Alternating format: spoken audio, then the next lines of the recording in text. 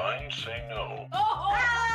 We're the only badass novel bitches around. So. Oh, there we go. If I'm good to go.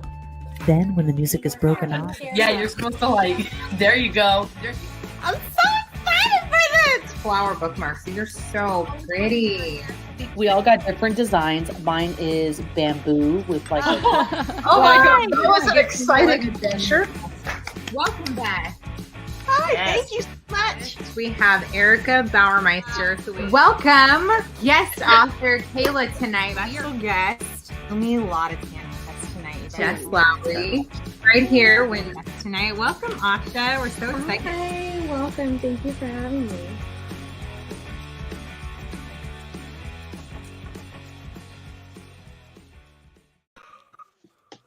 Hello, bitches. Hello. Welcome, everybody. I know you guys are going to start piling in, and we'll wait for you before we say pretty much anything. But before we get started, we have our absolute favorite guest author on with us tonight, Beth Duke. And she is our incredible writer of Tapestry. We just finished, as well as It All Comes Back to You, which we did last April. Is that when we did it? Oh, yeah. My gosh. Unforgettable, the story, but I forget which month. So welcome back. And we're so glad to have you back. Thank you. This is one of my favorite book clubs in the universe, and I'm just so grateful to be with y'all. I always have a good time with you. You're just wonderful. And I tell people all the time how wonderful you are. Thank you. So thank you for having me. Oh my goodness. Well, we're going to have everybody coming in. They'll say their hellos. And then we're going to get right in. I'm so excited. Yeah. I'm so excited. Who finished their reading today? I did. Oh no, I could not wait. No. I couldn't wait. After last week, like I had to get back on it. Yeah. I gotta say, you perfectly timed the the quarters of your book. It's almost like you write it for our book club because we divided it, by 4 weeks. I swear, right where we hit the ending of like week 1, I was like, "You've got to be kidding me, Beth!" Right here, and then week 2, same thing. Week 3, same thing. Oh. I'm glad it worked out that way. I try to do little bitty cliffhangers at least throughout the book, so it's great. You do. Honestly, it's like to the page. Yeah. Oh, you're good. You're good. So I'm going to show it off right here. I've got my cup from last year. Oh gosh, that's what I should have put my champagne in. I wasn't. Do you get good use out of your glass from last year, Beth? Pardon me? Do you get good use out of your mason glass from last year? I love it. I Good. keep all of that stuff at hand. I'm not kidding. The whiskey is long gone. Yeah, I would hope so. All the wonderful Single serving. Yes. Oh my gosh, that's true. How funny. Single serving. Yeah, we're going to have to start sending you care packages in your dry city, huh? That'd be just fine. But fortunately, we are surrounded by some wet counties, so we can go and buy alcohol when we need to. It's okay. We struggle through. Somehow my county thinks we should give all of our tax dollars to all the other counties. So yeah, they must not want the business. yeah, it's a little bit of bootlegging and a little bit of Baptist mafia, I think. I'm not sure. Very strange. We're the last one. Oh, wow. That is strange. All right, ladies, who do we have with us right now? We have Regina and Nina's here, Lori and Rebecca. Hey, ladies. Welcome. So, Jessica. Speaking of your swag box, you loved everything in it, right? Yeah, let's talk about it. So the first thing I wanted to go over was what you had on your wrist here. This is our keychain. This is something new we're doing this year. And every book comes with a custom keychain themed to the story that we're reading for the month. So that's why I did the DNA little strand. Yeah, for your charm for your month.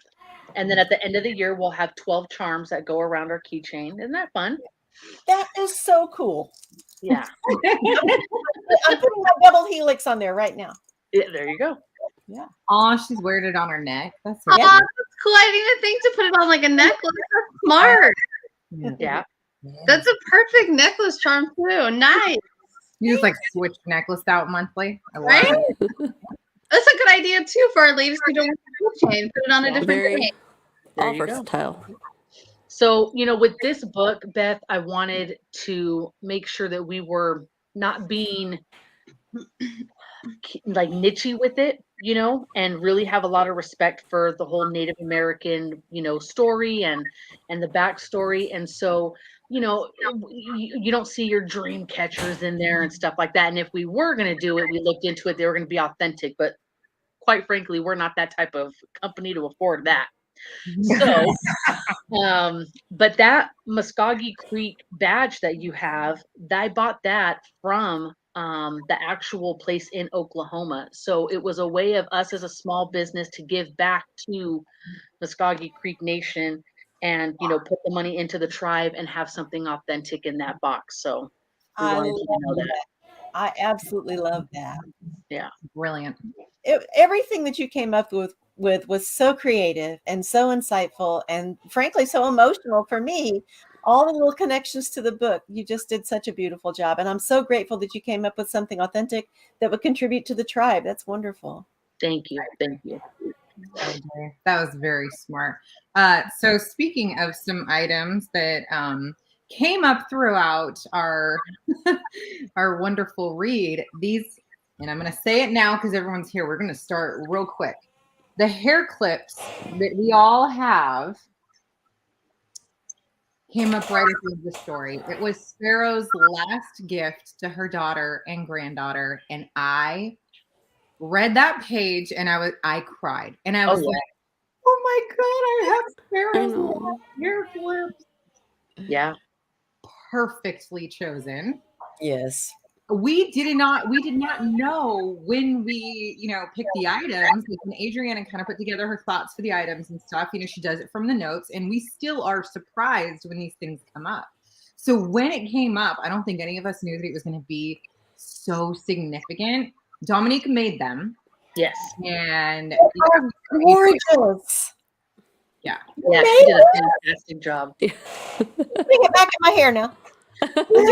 Yeah, we had no idea that it was going to be such a significant piece in our box until it came up. And I remember my mom, who's still pre-reading everything, she said to us, like, "Yeah, if you do the hair clips, you'll see why." Oh, yeah. I was like, "Okay." And then she got to see them and she was like, "Hands down best." And I was like, "Okay, well, I guess that's me." Oh, Regina, I love that. I love that you wore the clips to work. And before you all came on, I was telling these ladies, these bitches, that I opened that box and I started bawling when I saw the hair clips. And my husband was like, "Why are you crying? What?" And I couldn't even explain to him. He doesn't read my books. He only reads nonfiction. So he hasn't even read that story. But I was trying to communicate to him why that was so important. And it's just so perfect. Absolutely perfect. We're so glad. So we had a couple of other fun items. We wanted to show you the raffle items we gave away this month. Oh, yeah.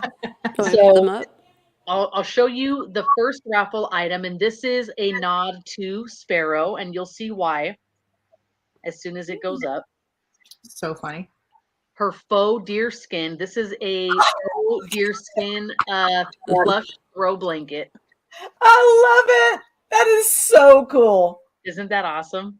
I mean, it's just perfect. Right. And Ashley was our lucky winner for that. She absolutely loves it. Good. So she received that. And then last week, our raffle winner won this set here. And this is a nod to the stone wall, which I have behind me on my screen, that was built in Alabama for his ancestor. That's so cool. We did a hot stone set so they could do massage and stuff. Yeah. We didn't want to just send a box of rocks, but All right. Just gonna send them gravel. Just start your own wall.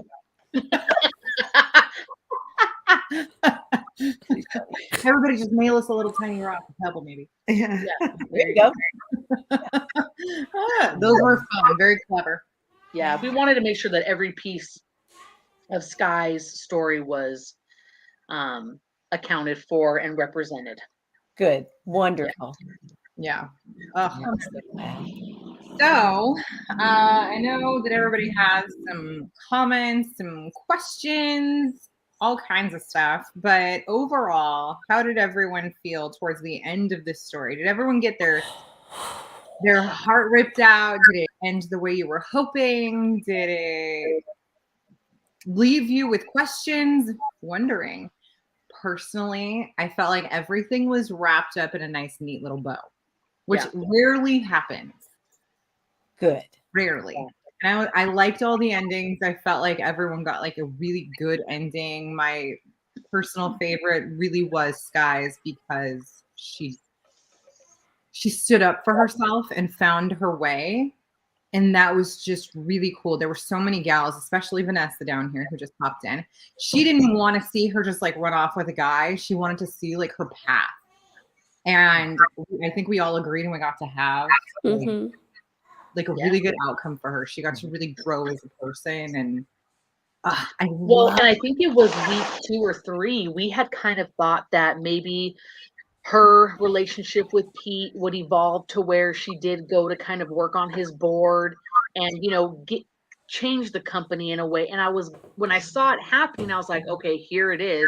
And then she's like, no, I have my plans. And I was like, good for you. Like, you take the easy way out, you know, the cush job with the big paycheck. Like, she had her goals and dreams and she wanted to still pursue that.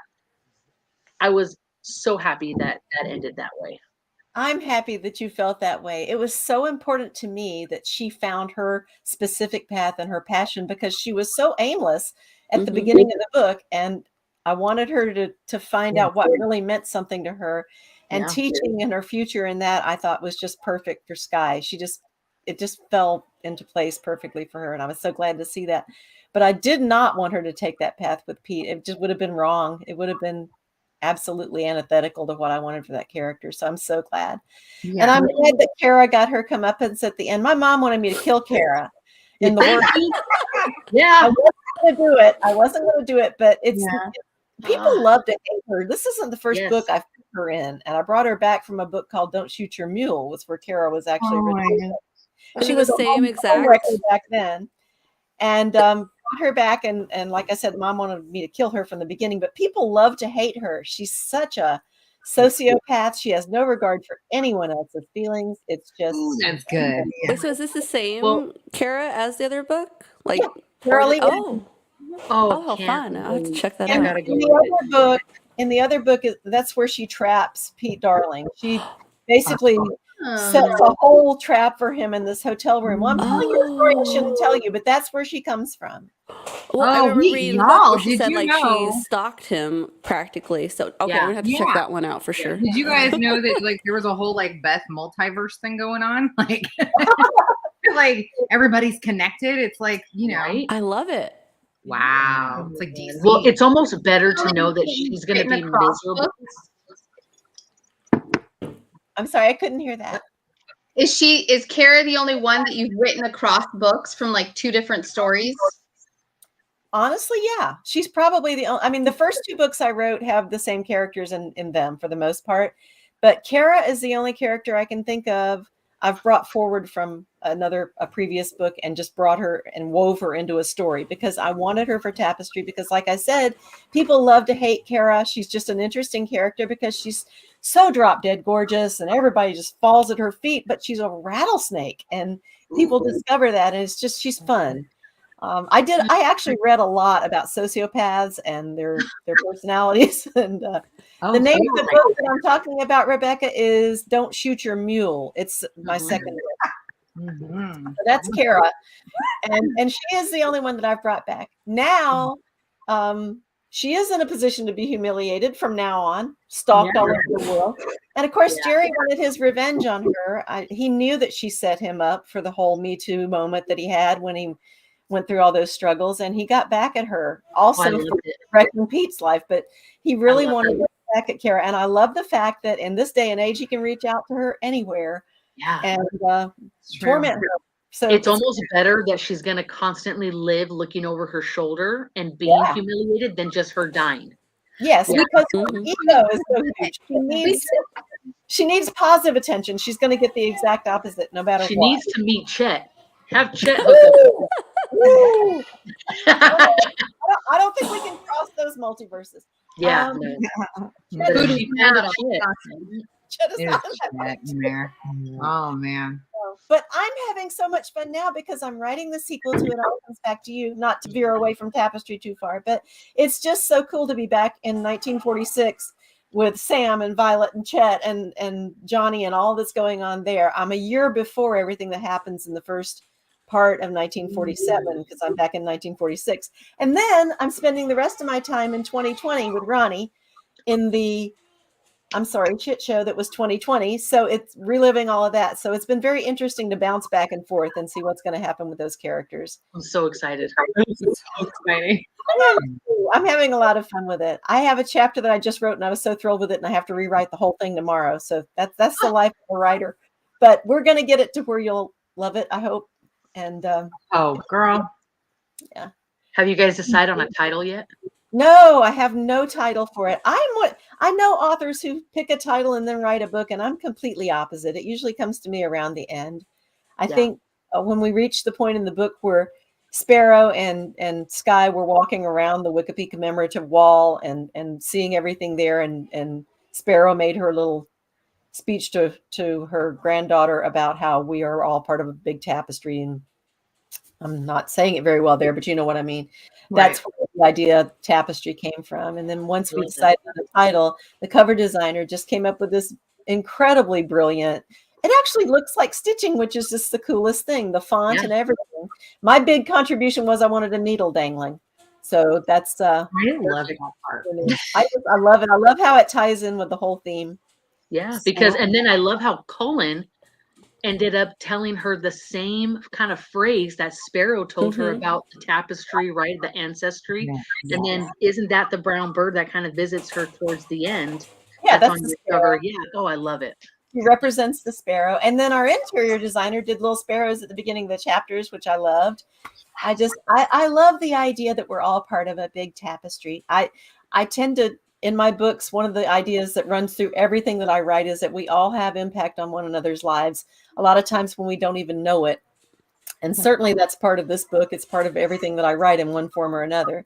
And of course, you have your magical old lady in everything that I write too, which in this case was Sparrow. And I absolutely adored Sparrow. Oh, yeah. It was really hard when she died in the book, but she had to die. I knew that at the beginning. So we were always leading up to that because she sacrificed for her granddaughter. Yeah. She would have done anything for her granddaughter, and she made the ultimate sacrifice for her. And I think had Sparrow not passed away, Sky would not have gotten out of her comfort zone and done what she, did with her life. Yeah.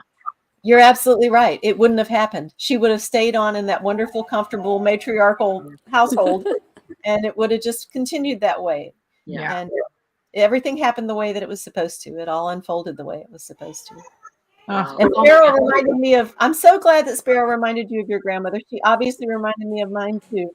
She's always with, and that's a big part of what I write is that grandmother figure. I always seem to have one. Yeah. So was your grandmother the inspiration for Sparrow? I'm sorry? Was your grandmother the inspiration for Sparrow? My grandmother informs every grandmother character that I write, even though she was not like Sparrow in terms of the whole Native American, all that stuff that she was caught in. They didn't have the same life, but my grandmother was very petite. My grandmother was a brilliant seamstress. My grandmother was the kind of person, if I told her you're the best grandmother in the world, would have probably said, yes, I am. She had that kind of closeness. Like there's a lot of dialogue with Sparrow and Sky that I think probably could have been with my grandmother and me.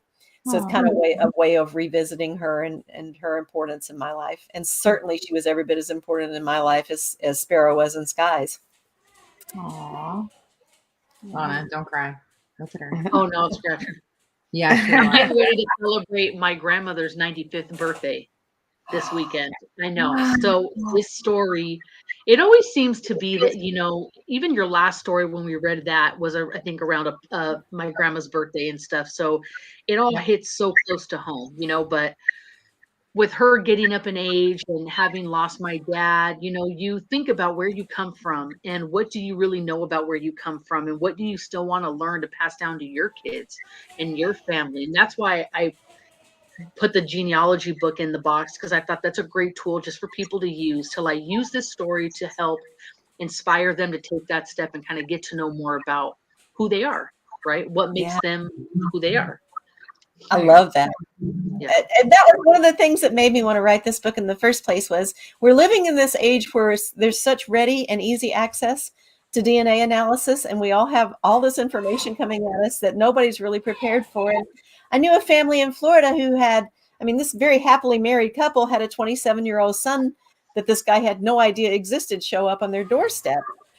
Thanks to 23andMe, and 23andMe and Ancestry DNA have done that all over the country. There have been these like DNA bombs going off, and it's just an earth-shattering experience. You have a lot of biological parents or children reunited with their parents.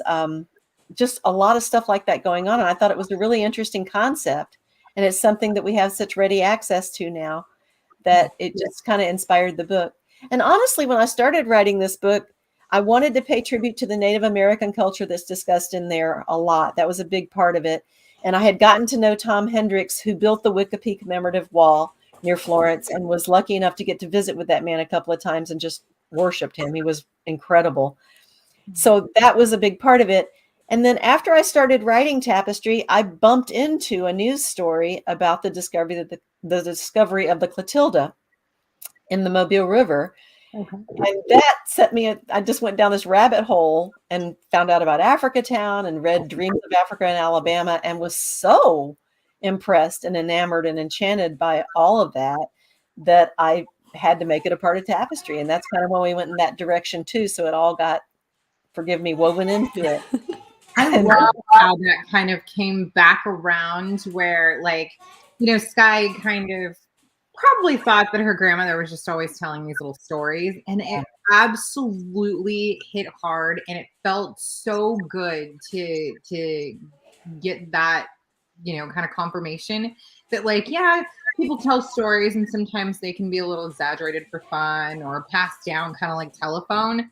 And, you know, she was like, oh, well, it's my grandmother's dream, so who knows? But it was so cool when, you know, Moses' like deep family down the way came, and I was like, I was in the car driving home and I heard it, and I was like, everyone around me is probably seeing me cry right now. That's it. He said, well, he like pulls her aside at the ranger station and was like, I just want to let you know, this is true. And I was like, driving and like, oh my gosh. Well, which was cool to realize then that she had a moment with, you know, that connection with her ancestors, kind of giving her that premonition of kind of what was to come. But I like how she left out that part to her family of that she knew her day was coming. You know, she knew her time was coming to kind of pass on, and she only told Vera, right, her friend. Verna. No, wait a minute, not Verna. I can't remember. Verna is Sparrow. Verna is Sparrow. Yeah, that's the funny one. Verna was Sparrow. So she told her, I can't even remember the friend's name right now. That's how far into writing this book I am that my brain won't reconnect with Tapestry. What is her friend's name? The neighbor will. The neighbor. It was Wilma. Wilma. Thank you, Wilma. Yeah. Good old Wilma. Well, yeah. Boy, I'm looking really professional here. I knew it earlier today. I was running through all the characters in my brain because mine are characters like that. The one who said that she wanted a chirpo from Manny's mom. Remember, she said something about chirpo. That's actually what she said, and I remembered earlier today that it was Wilma, and I completely blanked on that. So sorry. Yeah, I love that part when she called. Me too. I love Manny, and I love the Ora Isana Manny seasoning mix. Good grief, that was so cool. Wasn't that fun? I was like, I have to represent him some way. Yeah, and I was like, perfect. Well, that's from his restaurant. That'll be his little fajita seasoning mix right there. But perfect. Yeah, that was. Wilma's your grandmother's name, Rebecca? Oh, that's so cool. That is fun. Yeah, connection there. Wilma, a lot of Wilmas in Alabama. Wilma is a very common name. Is it? Wow. Oh yeah, yeah. My mom had a friend who lived near her named Wilma, and I think that just stuck in my head and became Wilma. I just kind of. It was a good name. She was a good neighbor to have. She kept some secrets.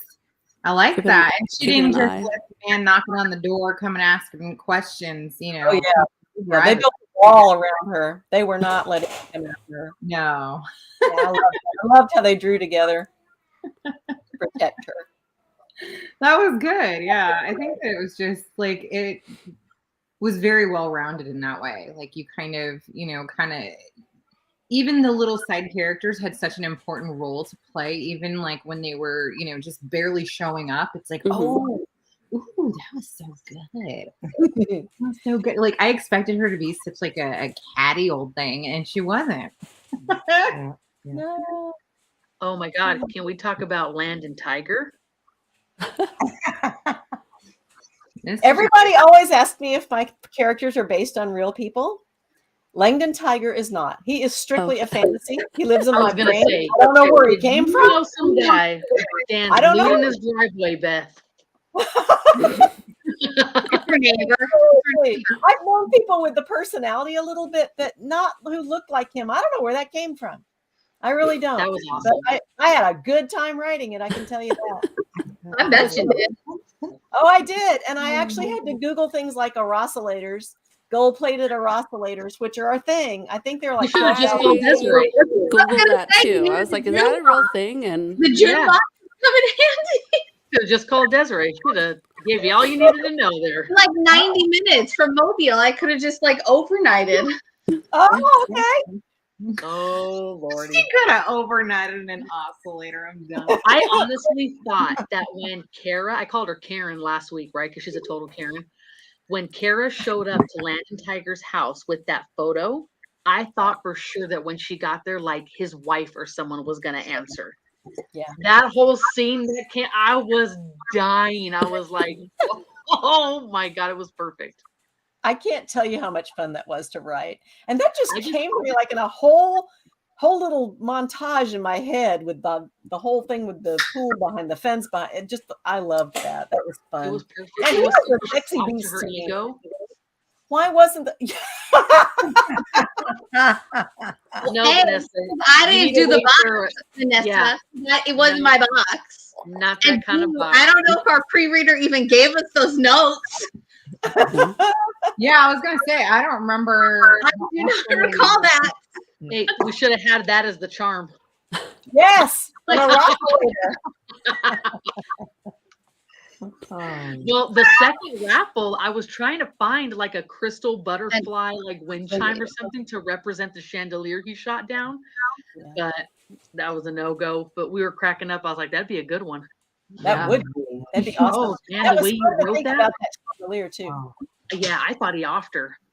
When Oh yeah, I wanted you to think that's what was about to happen. Oh, that was And a he- good one. It's much better to just kill her chandelier and her dreams and just let them all Yeah. metaphorically Mhm. shatter. Honestly, yeah, that probably hurt her more, and Yeah. I loved that. Yeah. Good. I did. And he even said it. He's like, she's crying more over her chandelier than the ending of our marriage. Mhm. Absolutely. Oh, that was a good one. Oh my god, yeah. If it was Desiree's box, it would have had a giant oscillator in there. Would've been perfect. She probably would have turned them on and then sent them in the mail. So With Hey, like your a wife buzzing down your for steps. the on button or whatever, like we did for yeah, October. like when you open it, it's all hopping out of the box. Oh, yeah. man. Wow. If you don't know, Desiree had June's box last year, and we did read a spicy novel, and so she had to appropriately fill that box. Oh. It was very NOLA inspired. And then I included one adult plaything. How fun. Yeah, it ended up being only And it was a favorite box.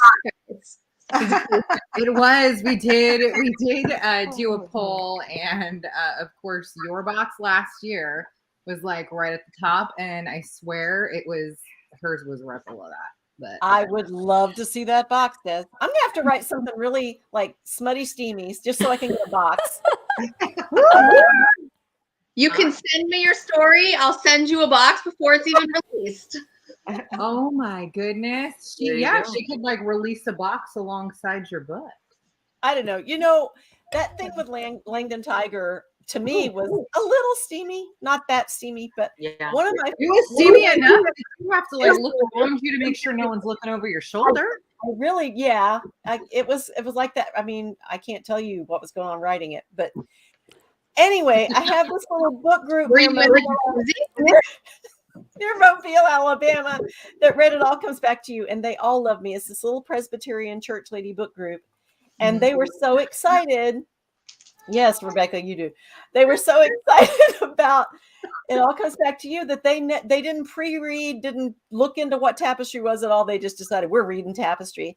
And so they asked me to send them copies, and I went and got them copies and sent them, because these ladies are all like in their 80s. And I sent them 8 or 9 copies of Tapestry. Never heard another word from them. Never.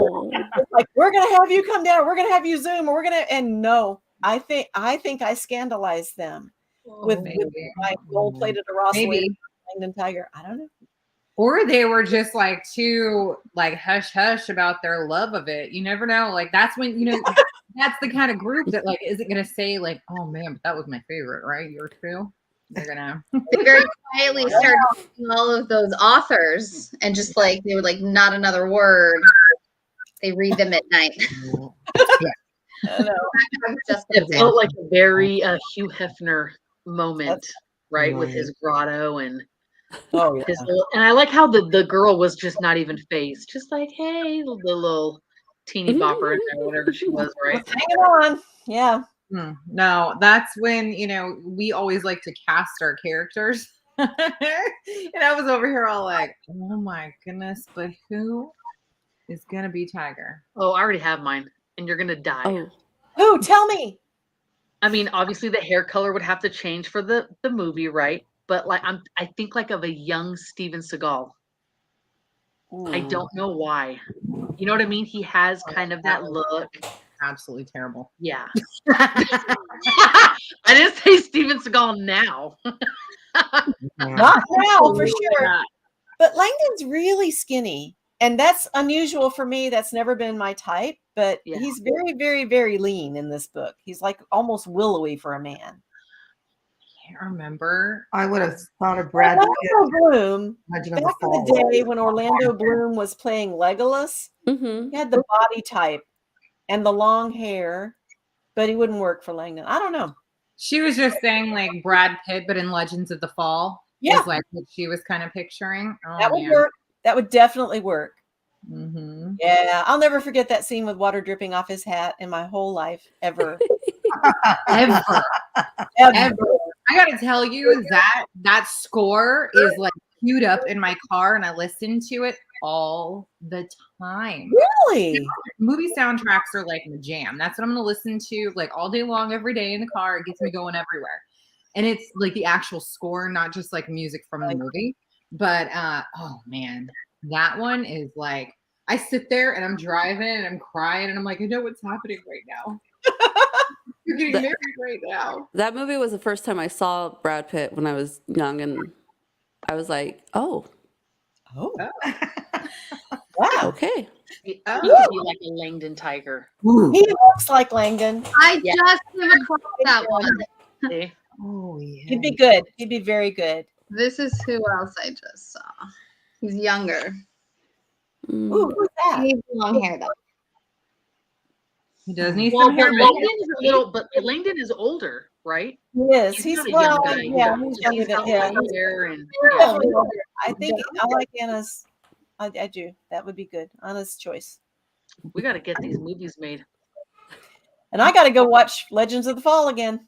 I haven't seen that in a long time. This thing is cutting off my hair. I actually have more hair than this, and it's. I don't do well with StreamYard. This is my second or third StreamYard, and there's a thing that you can adjust how invisible you are, and I erase too much of myself. Wow. Martin Sennmeiser. Who is? I have no idea who that app is. Who's pulling him up? Who is pulling him up? All right. So Sherry and I, all of us were talking yesterday about our Sparrow. And the only thing that keeps coming up is Betty White in The Proposal when she is around the bonfire pit. And yeah, she's doing her whole like, native dance to I forgot like about that. talk to the spirits and stuff. She is exactly this because like in the story, you know, they're in Alaska and she's, you know, what is it, Clinket or something that she calls it? I think that's how you say it. And I think it starts with like a T, but it sounds like a K. Clinket, something like that. Anyways, and so she is native, but it's like generations down. And then, you know, it's Betty White and she's fantastic, but she is this like lover of everything native. And so you see her like around the bonfire doing chanting and stuff. And she brings Sandra Bullock in to like do it with her. And then that, you know, hilarity ensues because she has her chant and then she starts singing, you know, rap songs. Yeah. I have never seen this. Now I have something else I have to watch. Oh, you need to see it. Sandra Bullock, God. Betty White. Yeah. Oh my goodness. Ryan Ryan Reynolds. Reynolds. Yeah. What's the name of it? And why can't I The remember? Proposal. Nelson. Craig T. Nelson. Okay, Craig T. Nelson. I know who that is. The Proposal. All right. Yeah. Now, I'm going to be very busy watching stuff. Yeah. I mean, we don't get to have Betty White, but you know, she's there in our heads. She's always with us, Betty. Yes. Yeah. You know who might like be able to replace her? No one. No. As Sparrow. Because of her personality alone, like would be Jane Fonda. And only because I don't see. she has, not because she's native and not because she's clearly high maintenance, but she has such a good personality. The other one. Such a great actress that I feel like she, if we were to put her in this role and like give her the long hair and give her like the fringe, everything, I feel like she could do it. It's the one that acts with her in Lily Tomlin. Lily Tomlin, because she's very eccentric. She kind of has a little bit of that, like if she's got a native background, she would be perfect, and she's hilarious. You're right. I can see her climbing on top of the pipes because she always does her protests and stuff. Like she would be perfect. To the walls. I did not realize it would be homework.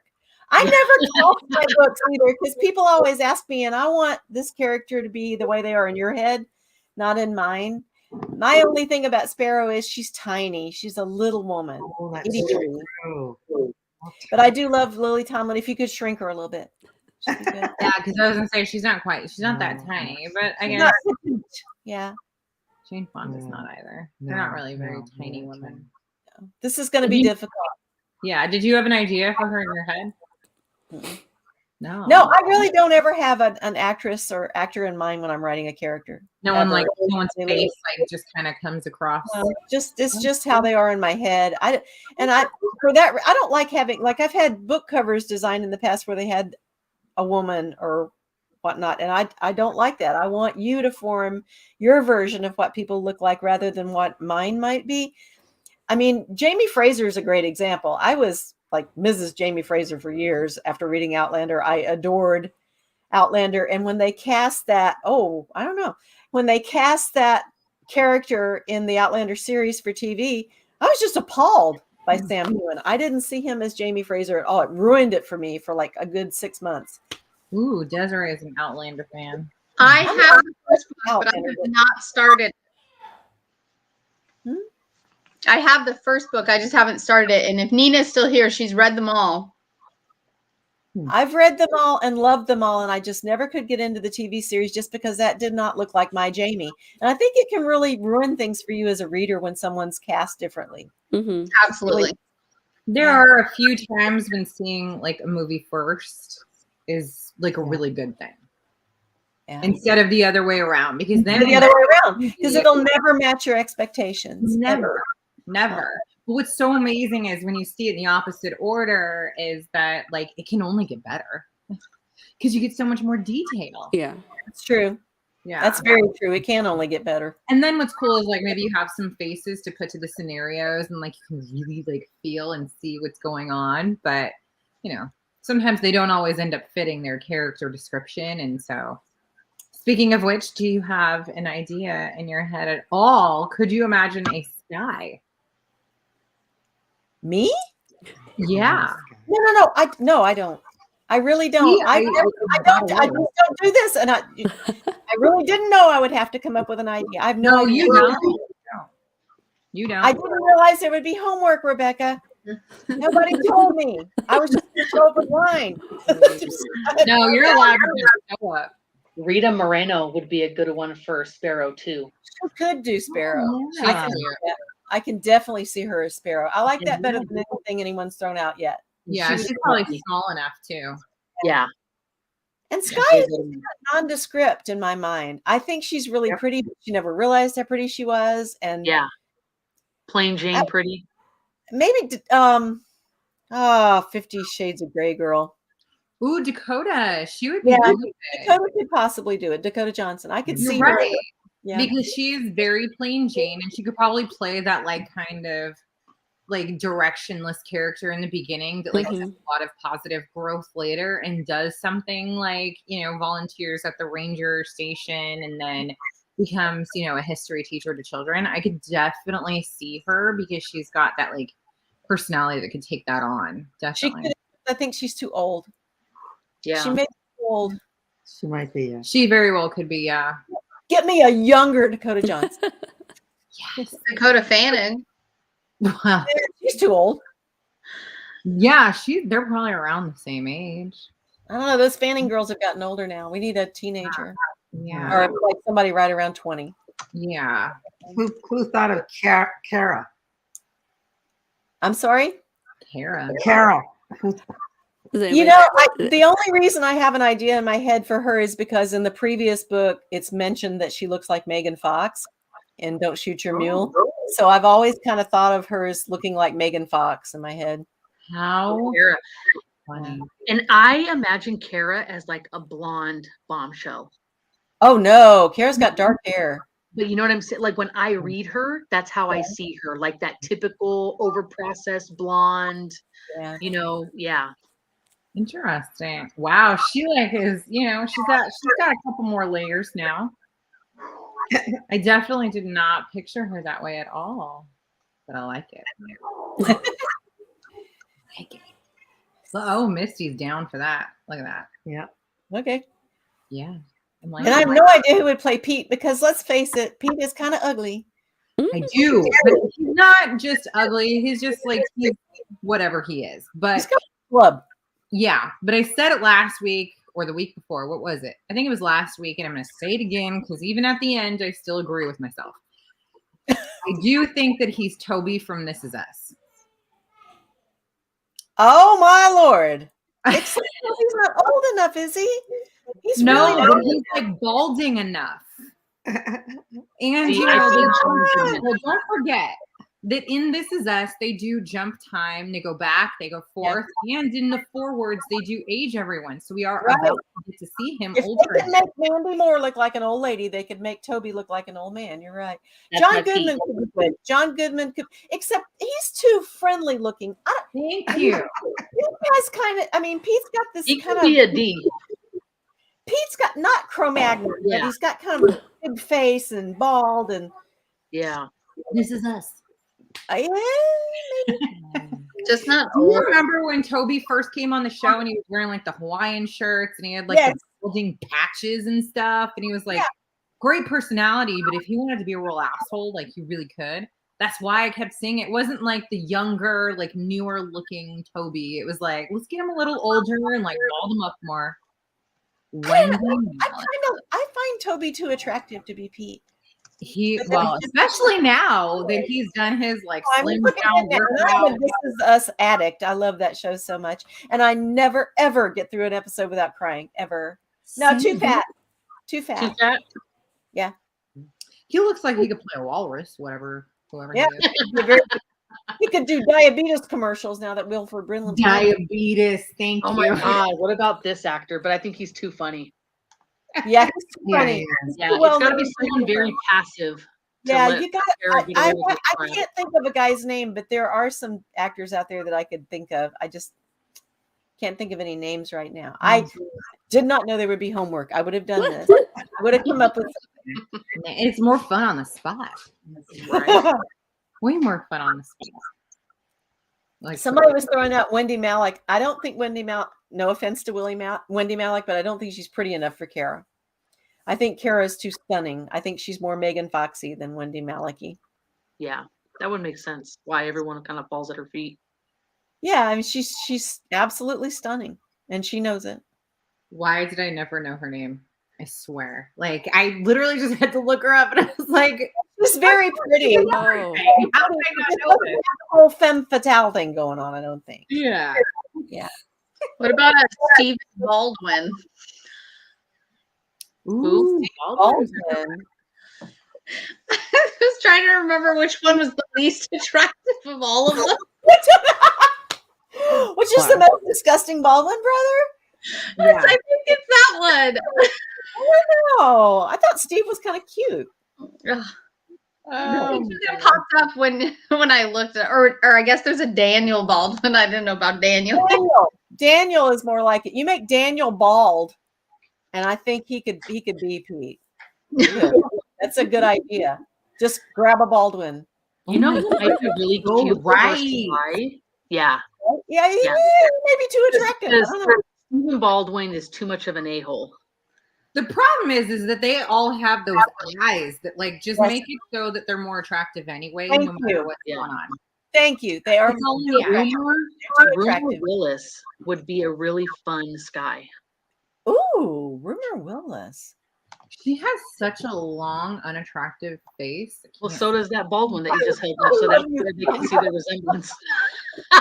I'm sorry, she did not get the best of her parents. She did not. They are both very good-looking people, but together, if you really look at her, she is older than really Dakota. We're the worst. We're going. Dakota's 28 and Rumor's 33. Rumor's too old. She's too old. Now, Scout, her little sister, has that same kind of nondescript but cute thing going on. Scout, maybe. Have you ever heard? Was it Rumor who was on Masked Singer? Yes. She was incredible. She was the lion. Blew everybody away. Yeah. First of all, I didn't expect her, and secondly, her outfit made me want to dress up every day of my life. Yes. Yes. She Ooh, was they amazing. That costume design. Okay, hold on a second. I gotta know, when you talk about New Zealand, did you get to go? Have you been to Tapestry? I need to know desperately. Every location I write about in my books is a location I've been to and has been too stupid to make it into a tax deduction. Like I went to New Zealand in 2018 with no idea I would ever write about it. And then ended up writing about it because I just had to. I was so passionate about it. It ended up in that book. And I will tell you just very briefly, pretty much everything that I experienced there is in the book, and it was very dear to me. But I lost my brother in late 2017, very suddenly. Oh, no. And I went to New Zealand, and we took that cruise, and the captain made everyone put their cameras and phones away, turned off the engines, and we were in this just primordial landscape where people had not set foot in tens of thousands of years. It's just all sheer cliffs and waterfalls and just completely still. And all you could hear was the waterfall in the background, and everyone just kind of was in this meditative state. And I heard my brother. I heard him tell me that he was with me, and it was, that's not me. Usually I don't have metaphysical kind of experiences, but it affected me so strongly that I wanted Pete to have his epiphany there. And that's why I wanted to take him there. And also there was a lot of logic in putting him in New Zealand because he's too well known from that's another thing you don't know, but one of the previous books, he had this major scandal that had his name in front of everyone. And he was kind of really well known all over the country. Even it was after he met Kara. Other pipeline broke. Pardon me? We got to, it was that when the pipeline broke, it was at New Mexico, and we got to and a child died. Yes. So okay. Pete was too well known, and I had to put him somewhere where no one would recognize him and where he could travel under an assumed name and where he could be anonymous and just be away from everything. And that was one reason New Zealand was so appealing. And then I got to use my own experiences to kind of put him together there. Thank you. Yes, I loved everything about it. If you ever have an opportunity to go to New Zealand, just go. Don't even It's on question. the list. That's Yeah, awesome. it had been on mine for many, many years before I finally got a chance to go, and I just can't recommend it highly enough. It's a beautiful place. So just go everywhere in your book, right? Yeah, if you read my books, just go. Go wherever you see. And I did the same thing with Vienna. All of that stuff with Kara, that's a hotel that we stayed in Vienna. Too stupid to make it into a tax write-off. But I did go there, and it was just all based on that in my head where she was. Oh, research. Write it off. It's research. Pete did. Yes, he was voluntold. I love that, Rebecca. I'm now stealing that word from you. Voluntold. Gandalf, and he was a good Gandalf, and that was something they actually did in the little tour group. Oh, okay. Yeah, that's fun. Wow, they like volunteer people. Well, no, we actually had a real volunteer who said, "I'll be Gandalf." And then not long after we went, about a year later, my brother-in-law went, and he's 6'8". He and his wife went down there, and they talked him into being Gandalf. If you can imagine a 6'8" Gandalf. Yeah. And I think I kind of had that in mind when I was writing Pete doing it, because he made such a huge, kind of scary Gandalf. I was a teenager reading those books. I fell in love with Lord of the Rings when I was like 17. I was in love with Gandalf. Everybody else was in love with Aragorn. Not me. It was always Gandalf for me from the very beginning, which is really weird, especially if you've seen the movies. It's like, really? But I loved that character so much. It's crazy about him. Even in the movies, though, like, his personality is just so strong. I felt like he was the most likable in such a short amount of time. Like the others, you had to like build up your like for them. Yeah. But his is just like you're just so drawn to him kind of automatically. He's just captivating. Yeah. Well, some of us like our older men to be, warlocks. But, yes. Thank you. I do. So. Voluntold is a military word. Too much. You guys are silly. I don't care if it's a military word. I love it, and I'm going to start using it. That's a good one. Yeah. My husband is voluntold every time I get on one of these calls to keep the dogs quiet and make sure that nobody disturbs me. Voluntold is a good word. Well, we're all stalkers. So I read about your dog interrupting you the other day and your husband being told that he needed to, I was so mad.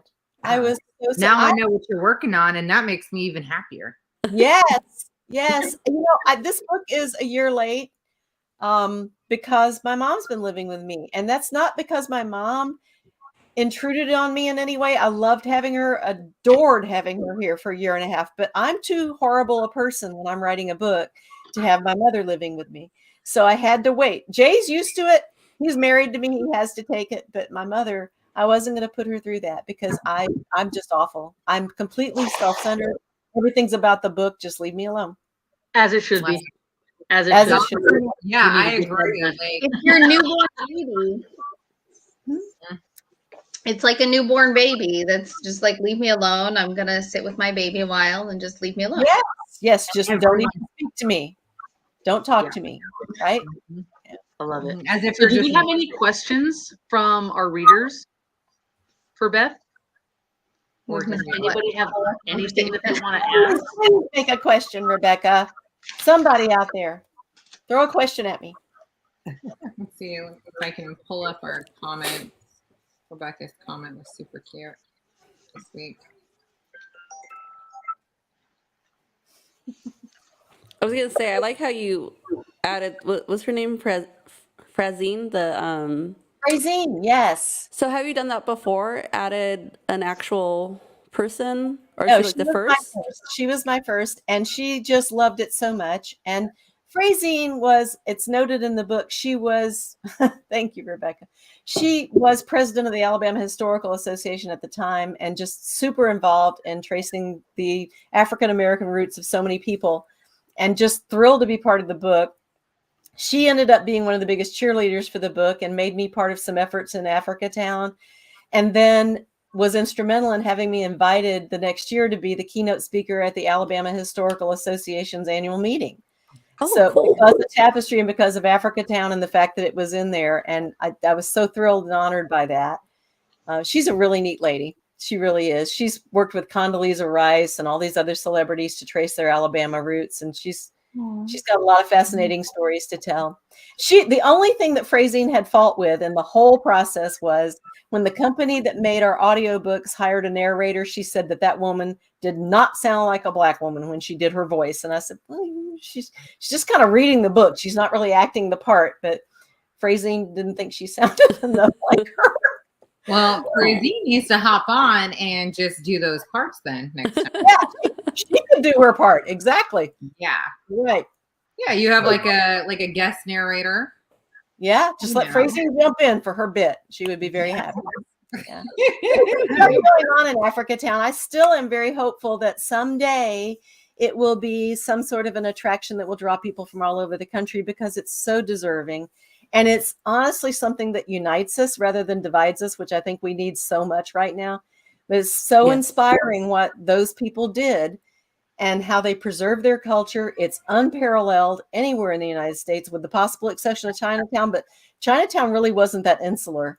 It was still very much a part of San Francisco. And Africa Town was kind of a world unto itself. And it was so brave and so strong and wonderful what they did and accomplished there. And I was so inspired by that. And it really does make you cry to go there and walk around and see those graves and the settlement that they made. And now it's just kind of in ruins. I keep hoping that they'll get the funding and the backing to do that. And all the time I'm like, where is Oprah?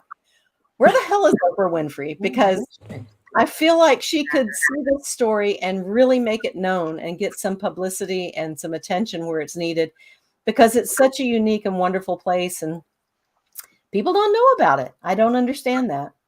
Wow. Very interesting. Yeah, I really wanted more. And obviously we can understand how you can't just dedicate an entire story to this, but please do in the future. So because it really is just so interesting, the history and the information that you leave for us, and it makes us sit here and do our homework. And truly, that is one of my favorite things is, when you read something that like speaks to you so profoundly that you just need to know more about it. And, all of us are like, next road trip, we got to go to all these places. We need to, Desiree's back in Florida. And so we're like, well, shoot, anytime we visit her, we can visit all these things, all these places. Because if y'all ever come to Alabama, you have to tell me. I will find a way to meet up with you. I really would. I would love to show you my Alabama. I would love to show you some of these places. And I'm always throwing that out there to book clubs, and nobody really ever comes to Alabama. But if you do, you have to tell me. You know how to get in touch with me. We were in Florida twice. My life was threatened by your Chet over there. If I went to try to see you without her presence. Absolutely. I live here. I love having that Chet. I love that. Absolutely. No idea how much with her. Yes. Yeah. Oh, Beth, you don't understand. First of all, you are referred to as my bestie. Oh, I'm sorry. Yeah. My bestie. I got that earlier, but I would have Yes. sworn it was Tosh who said she was my Chet. So I'm confused. No, Tasha. No, it was never heard of you. her. Tosh came up with the word bestie, but it was And definitely I brag about my handwritten thank you note, which I have in my book. It all comes back. Oh my gosh. And I tell everybody about how, we talk on Messenger, and, I may exaggerate a little bit, but, about our private conversations, and people, they just die. It's hysterical. Yeah. Well, I don't brag, Back but same. I won't brag the same. Misty says it's only 2 hours away from me. I'm definitely going to have to visit Africa Town now. That's awesome. You really should. It's just phenomenal. I'm having a mechanical failure. Hang on. Sure. That's fine. Oh, look, say this until she comes back. We got Road Trip 2023 here. I think that's a wonderful idea. We'll just, instead of going to a destination, we'll just go to all of our favorite Beth locations. We'll just take a van. Well, maybe that's where we want to have our retreat. Oh, maybe that'll be our retreat near Beth Alabama. Yes. What we'll do is we'll visit all the places, and then we'll have brunch or lunch together at one of her spots, storybook restaurants. See, we have to go to Classic on Noble from It All Comes Back to You. That's the one that Ronnie and Violet go to, and it's all chandeliers and crystal and beautiful. And I love that restaurant, and I will go there at the drop of a hint. So we should go there. And that's in Anniston. And then we've got the Wikipedia Wall in near Florence. We could do Muscle Shoals Sound Studio, Fame Studios up there, where there's an incredible amount of music history. And I tell every book group I meet with, if you haven't seen the documentary Muscle Shoals, please watch it. I have forced people to watch that before. You really need to see it because there's such incredible history. And you will get to meet Tom Hendricks, the guy who built the wall. He's featured in the documentary. So please watch that if you haven't seen it. It's really good. How did you feel about it? I liked it. Yeah. A lot of roots there in Muscle Shoal. Yeah. There is a documentary that just came out that I guess is on Netflix or coming to Netflix that is actually about Africa Town. No way. I just looked it up because I was curious, like, why hasn't Oprah? But this is what popped up. So maybe I'm so glad you told me that. I'll be watching for it. Is it out yet, Des? Let me see. Very interesting. Yeah. It sounds like we have the perfect tour guide, Bethany, to take us along a oh yes, I will be your beautiful Alabama excursion. I would love that. Y'all, we're gonna make some plans. Plan it for next year. So it went to the Sundance Film Festival this year. And then Netflix at the end of January acquired the rights to, I guess, participate. But it doesn't say when. I don't think it's out. And the reason I don't think it's out is because I have at least 10 people who would tell me, hey, did you know this is out? So I'll watch for it. That's very interesting. And I hope it does something. I just feel like, I don't know about y'all. I'm a historical fiction nut. So when I read about something, places and people, and it inspires me to look up more about them, I think that's a wonderful introduction to history. And that was kind of the topic that I discussed with the Alabama Historical Association that night, is how historical fiction can engage people in ways that they might not be reached otherwise. And yeah, I've had people tell me that they want to visit Africa Town now and they want to visit the Wikipedia Wall. And all that's so meaningful to me. And I think that happens to me when I read historical fiction. And I'm hoping that this will engage some people to want to learn more about Africa Town.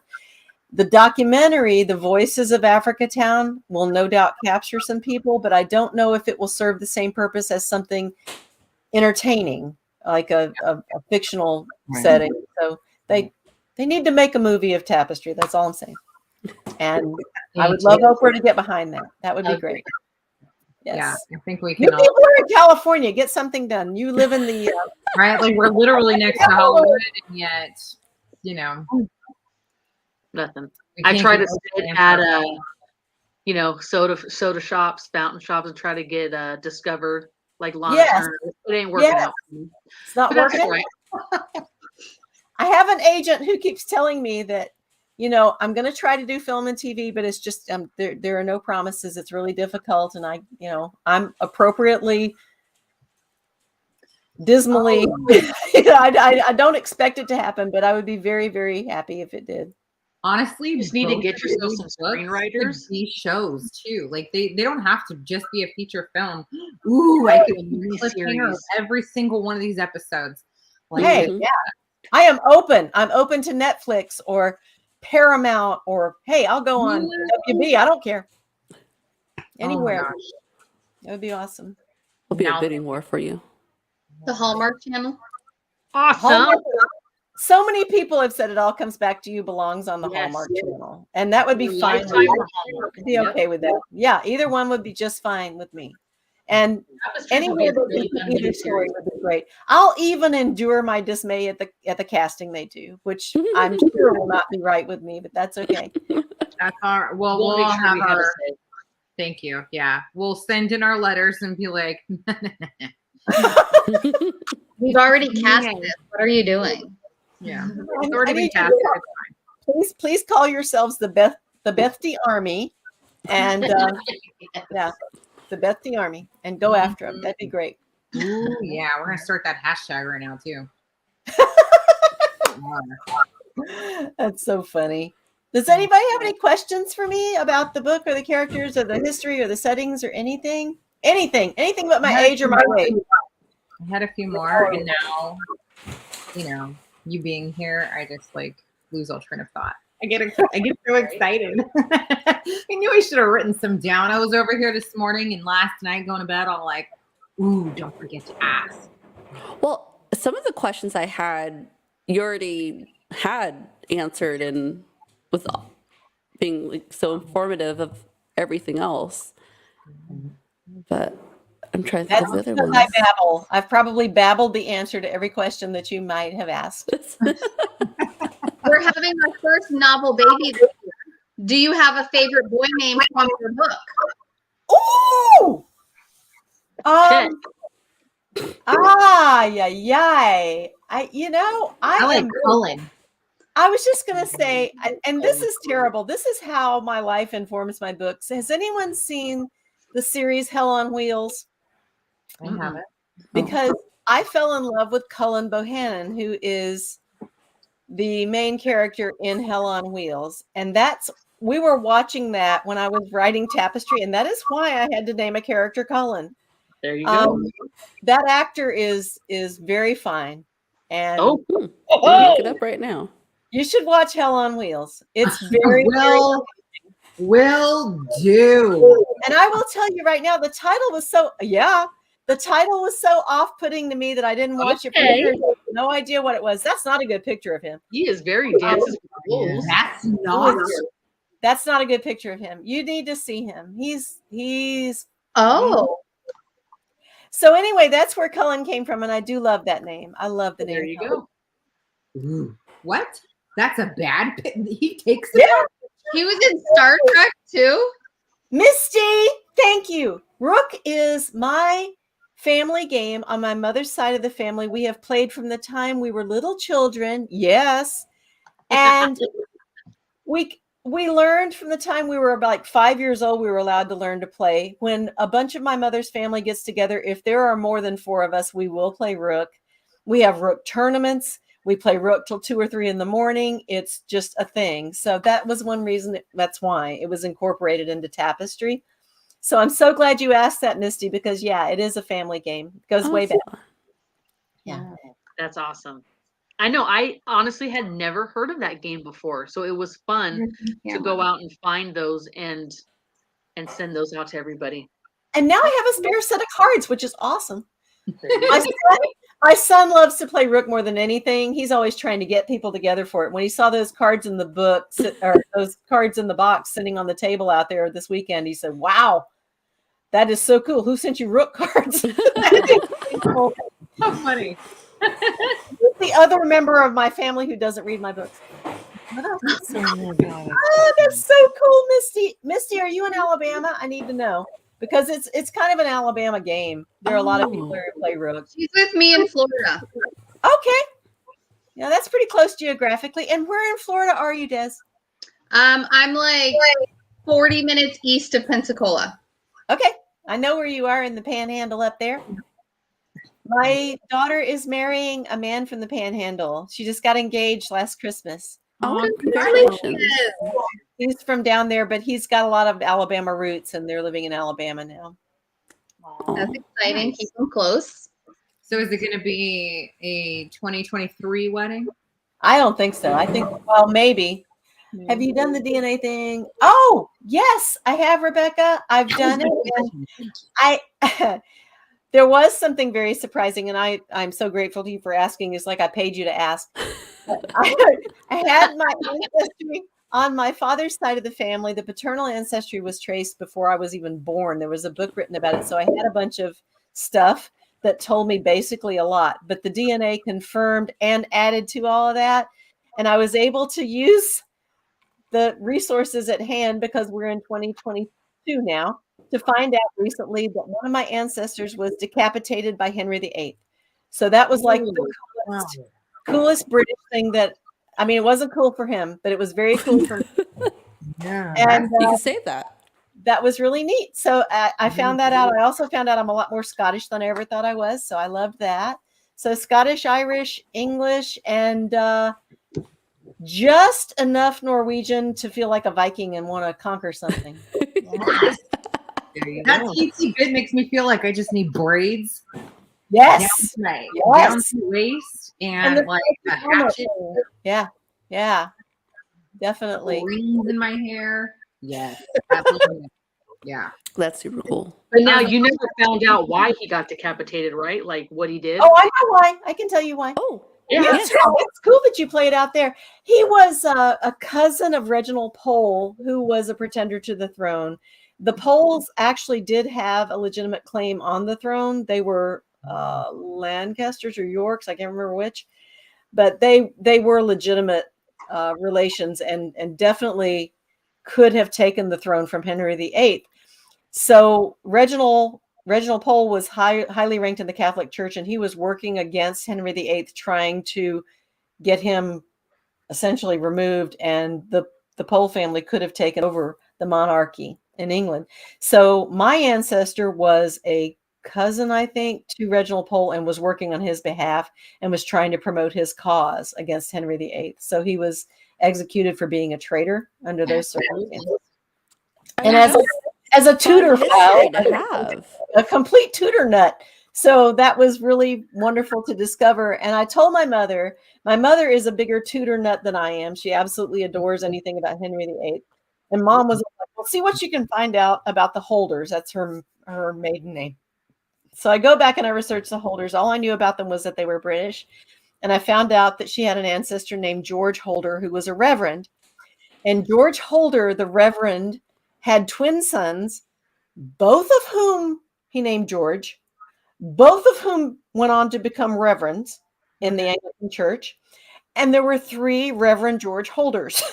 So my mom was like, that is the most bland, horrible thing I can imagine in the whole world. And she was so disappointed. And she's not happy because she doesn't have an ancestor who was decapitated. And she's like really jealous.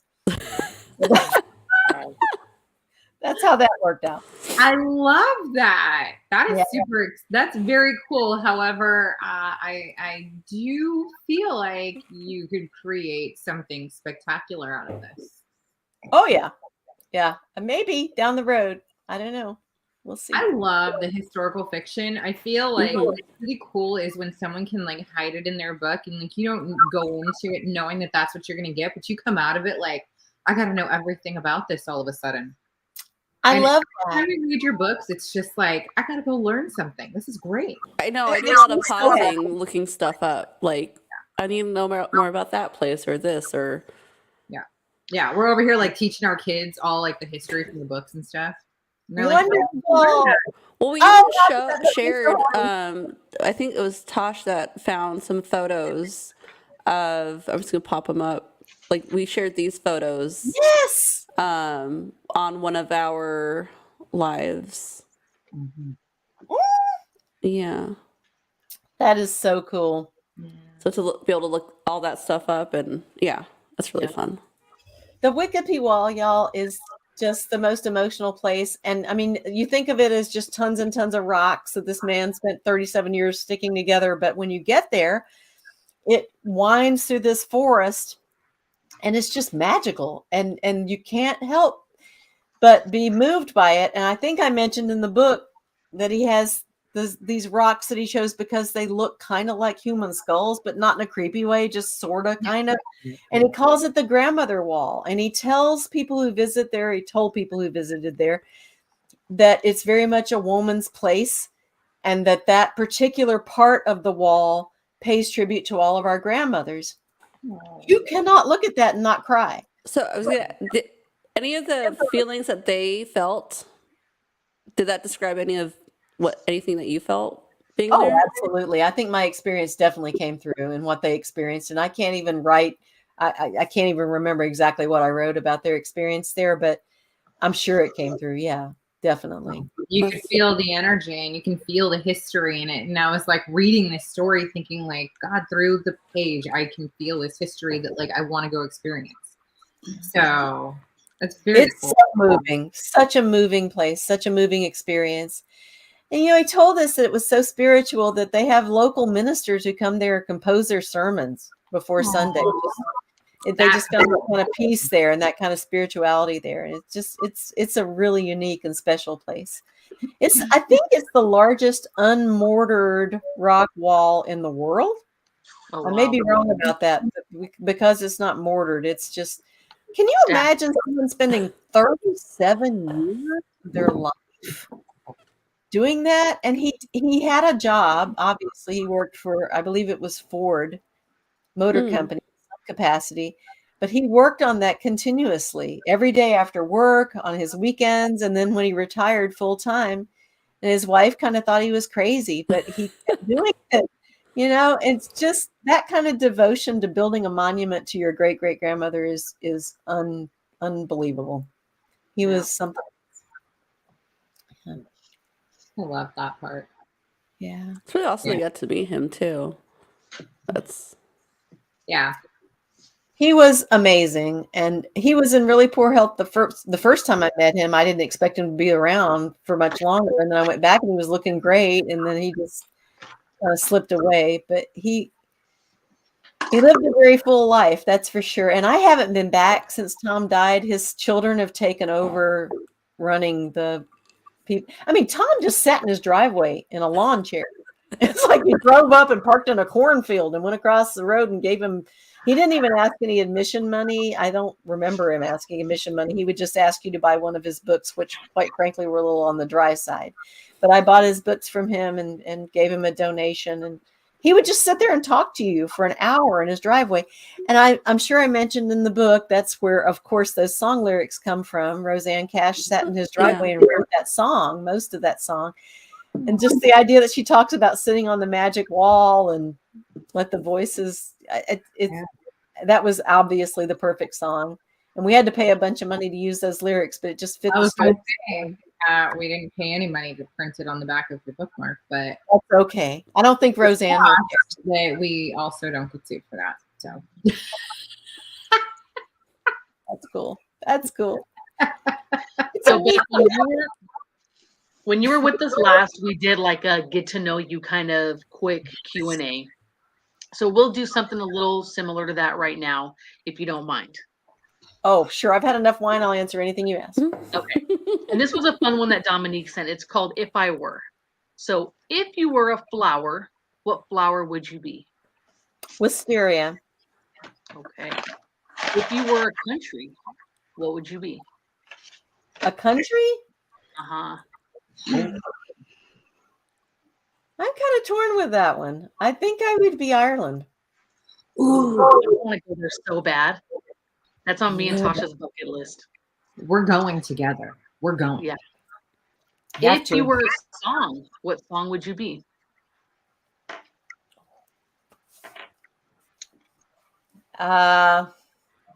She's Always a Woman by Billy Joel. Ooh, that's a good one. Not Indian Outlaw. Oh no. God. How fun were those stickers that we made? I was like, we've got to have. I was gonna put a big old poster of Tim McGraw. Tim McGraw. Yeah. Oh my God, that was. I am down to look at a big old poster of Tim McGraw anytime you make one. I looked up that music video to like get myself back into that song, and I was dying watching it. Like it's OG Tim McGraw, like mullet Tim McGraw. He's so pretty. Oh my God! Have you watched 1882? 3, and yes, I have. I've watched all of 1883, and I'm currently forcing my mother to watch it at her house. Yeah. Oh, so awesome. I love it. I got so mad at that girl. I got exasperated with Elsa over and over again. It's like, you're screwing up the West. Just stop. Yeah. Don't screw up. I ain't mad at her husband. If you were a celebrity, what celebrity would you be? I really, honestly, I don't know. I don't have be Faith Hill, and then you got Tim McGraw. Thank you. That is exactly what I would do. There you go. Can I be Mrs. Jamie Fraser in a fictional book? That's what I would do. Ooh, yes. If you were a food, what food would you be? If I were a food, Uh-huh. I would either be creme brulee or grits. I knew Ooh, you was gonna be a sweet first though, because I Hmm. know you bake. So Love creme brulee. right. If I you would were be a creme book, brulee. If I were a book, yeah, I would be It All Comes Back to You. If I were a book, I love I'm it. all for that book. That's me in there. If you were a cocktail, A margarita. ooh, With Fun. salt. with With a lot of salt. what type of dance would you be? You know, oh wow. I would love to think I'd be a ballet, but I would be something more like probably Cupid Shuffle. I don't know. I have no idea. River dance. I would be an Irish step dancer. Yes. Ooh, I like that. That's a good answer. There you go. And if you were a wild animal, I would be I'm pretty sure I would be a lioness or a cheetah or a leopard. Kind of Something. large Yeah. cat. A large. there you go. Fun. Thank you. We got to know her just a little bit more. Or a rabbit. Or a rabbit. Rabbit that comes Or to the prey. I will be a big cat or the prey. Right. I'd be the big cat or dinner, one or the other. I think that was informed by the fact that I have a couple that we're real close to who are in Africa right now, and every day they're posting pictures of Oh. all these animals they're seeing. So that probably was in my head when I answered that. Could be. I've got Peter Cottontail running through my yard every night, and I'm like, they're so cute. I totally get The it. wild ones have like the fluffiest tails. They're adorable. Oh. They do. Oh my goodness. Anna, where did you go? Yeah, she just left us. She just disappears. She has no reason to leave. She's not pregnant. Oh, So bad can stop for you. How she could miss a moment of your life, I don't understand. Something wild must be going I on. don't get it. She must be fired. So y'all are down for next year's trip being a tour through Alabama? Yeah, we did try to make a a retreat this year, but just a lot of things not matching up. So I think we might have to do one near Alabama. Yeah. Something like that. Listen, we could go to Mary Mac's. We could go. I mean, we could do all kinds of stuff. Of all the places you've been to, research books or just leisure travel? Oh, it's so unfair to ask me my favorite. I Yeah, can't maybe pick a single favorite, but I will tell you my four. Oh wow. I would have to pick New Zealand, obviously. I absolutely fell in love with Vienna, fell in love with Prague, and fell in love with Norway. So maybe those would be tied. But we've done a lot of travel. My whole life, all I ever wanted to do was travel. And we've spent a lot of time traveling over the last 10 years. And now that I'm finally at the point where I can travel, of course, COVID came and just pooed all over that. So I'm waiting until we can start traveling again. Where do you want to go next when you do start traveling? Iceland. Iceland. Next, yeah, Iceland is next on the list. I really, really want to see Iceland. So that's definitely next. And I do a lot of this travel I'm talking about, I do with my kids because my husband loves to travel within the US, doesn't love foreign travel as much. He's down to go to Ireland anytime I want to go. He's down to go to England anytime I want to go. But other than that, so like Norway and Prague was my daughter, New Zealand was my son, and my son will probably go with me to Iceland. Yeah, I love that. So cool. That's fun. Yeah, it started as a thing where I told him to pick if you could go anywhere you wanted to go in the world, where would you want to go? Mhm. And with Savannah, she wanted to go to Pompeii. I wanted to go to Vienna. So I built a trip where we started in Austria, but we went all through Italy and then Switzerland and then back to Austria. And that was awesome. And then Jason wanted to go to New Zealand because he's a Lord of the Rings nut. So we did the whole every Lord of the Rings thing that you can possibly do. And then Savannah, I told her I wanted to take her to Prague because I had read a book called The Prague Sonata, and I was kind of in love with the idea of Prague. So we went there. And then I went to see the Aurora Borealis, and she did too. So I planned this whole thing around going to Norway, Yes. and we did the Aurora Borealis. And Oh my goodness. that trip was right when we almost got stranded in Europe because they shut down air travel because of COVID. So we came back from that, and that's really the last big trip that we've made. So Jason's turn is next, and he and I are leaning toward Iceland. My husband wants to go to Peru. I'm kind of okay. So we'll Yes. see. Yeah, That's where my dad's from, and it is really? so beautiful. Yeah, he's from Lima, and it We're is so going. beautiful. I've He been wants there to go to twice. Lima. He wants to go to Lima and Cusco, and obviously, Yeah. there's a book that I read, and I mean 1,000 years ago, called The Celestine Prophecy that takes place at Machu Picchu. A lot of it has to do with Machu Picchu. So I think we would do that, obviously, and some other historical sites that Jay wants Yeah. to see. You need to listen to that. Oh, Highway Vagabond. Thank you. I will listen to that. Thank you, Misty. Highway Vagabond. And I love Miranda Lambert, so I will definitely. Fantastic. Yeah. Yeah. So anyway, Iceland or Peru, one of the two, depending on when we get to go. Nice. Well, at least if you go during winter time here, it's summertime in Peru, so that's always nice. Or if I go through summertime here, it'll be winter in Peru, which makes me Yeah. if you didn't notice, I love going to cold places. Like we went Agreed.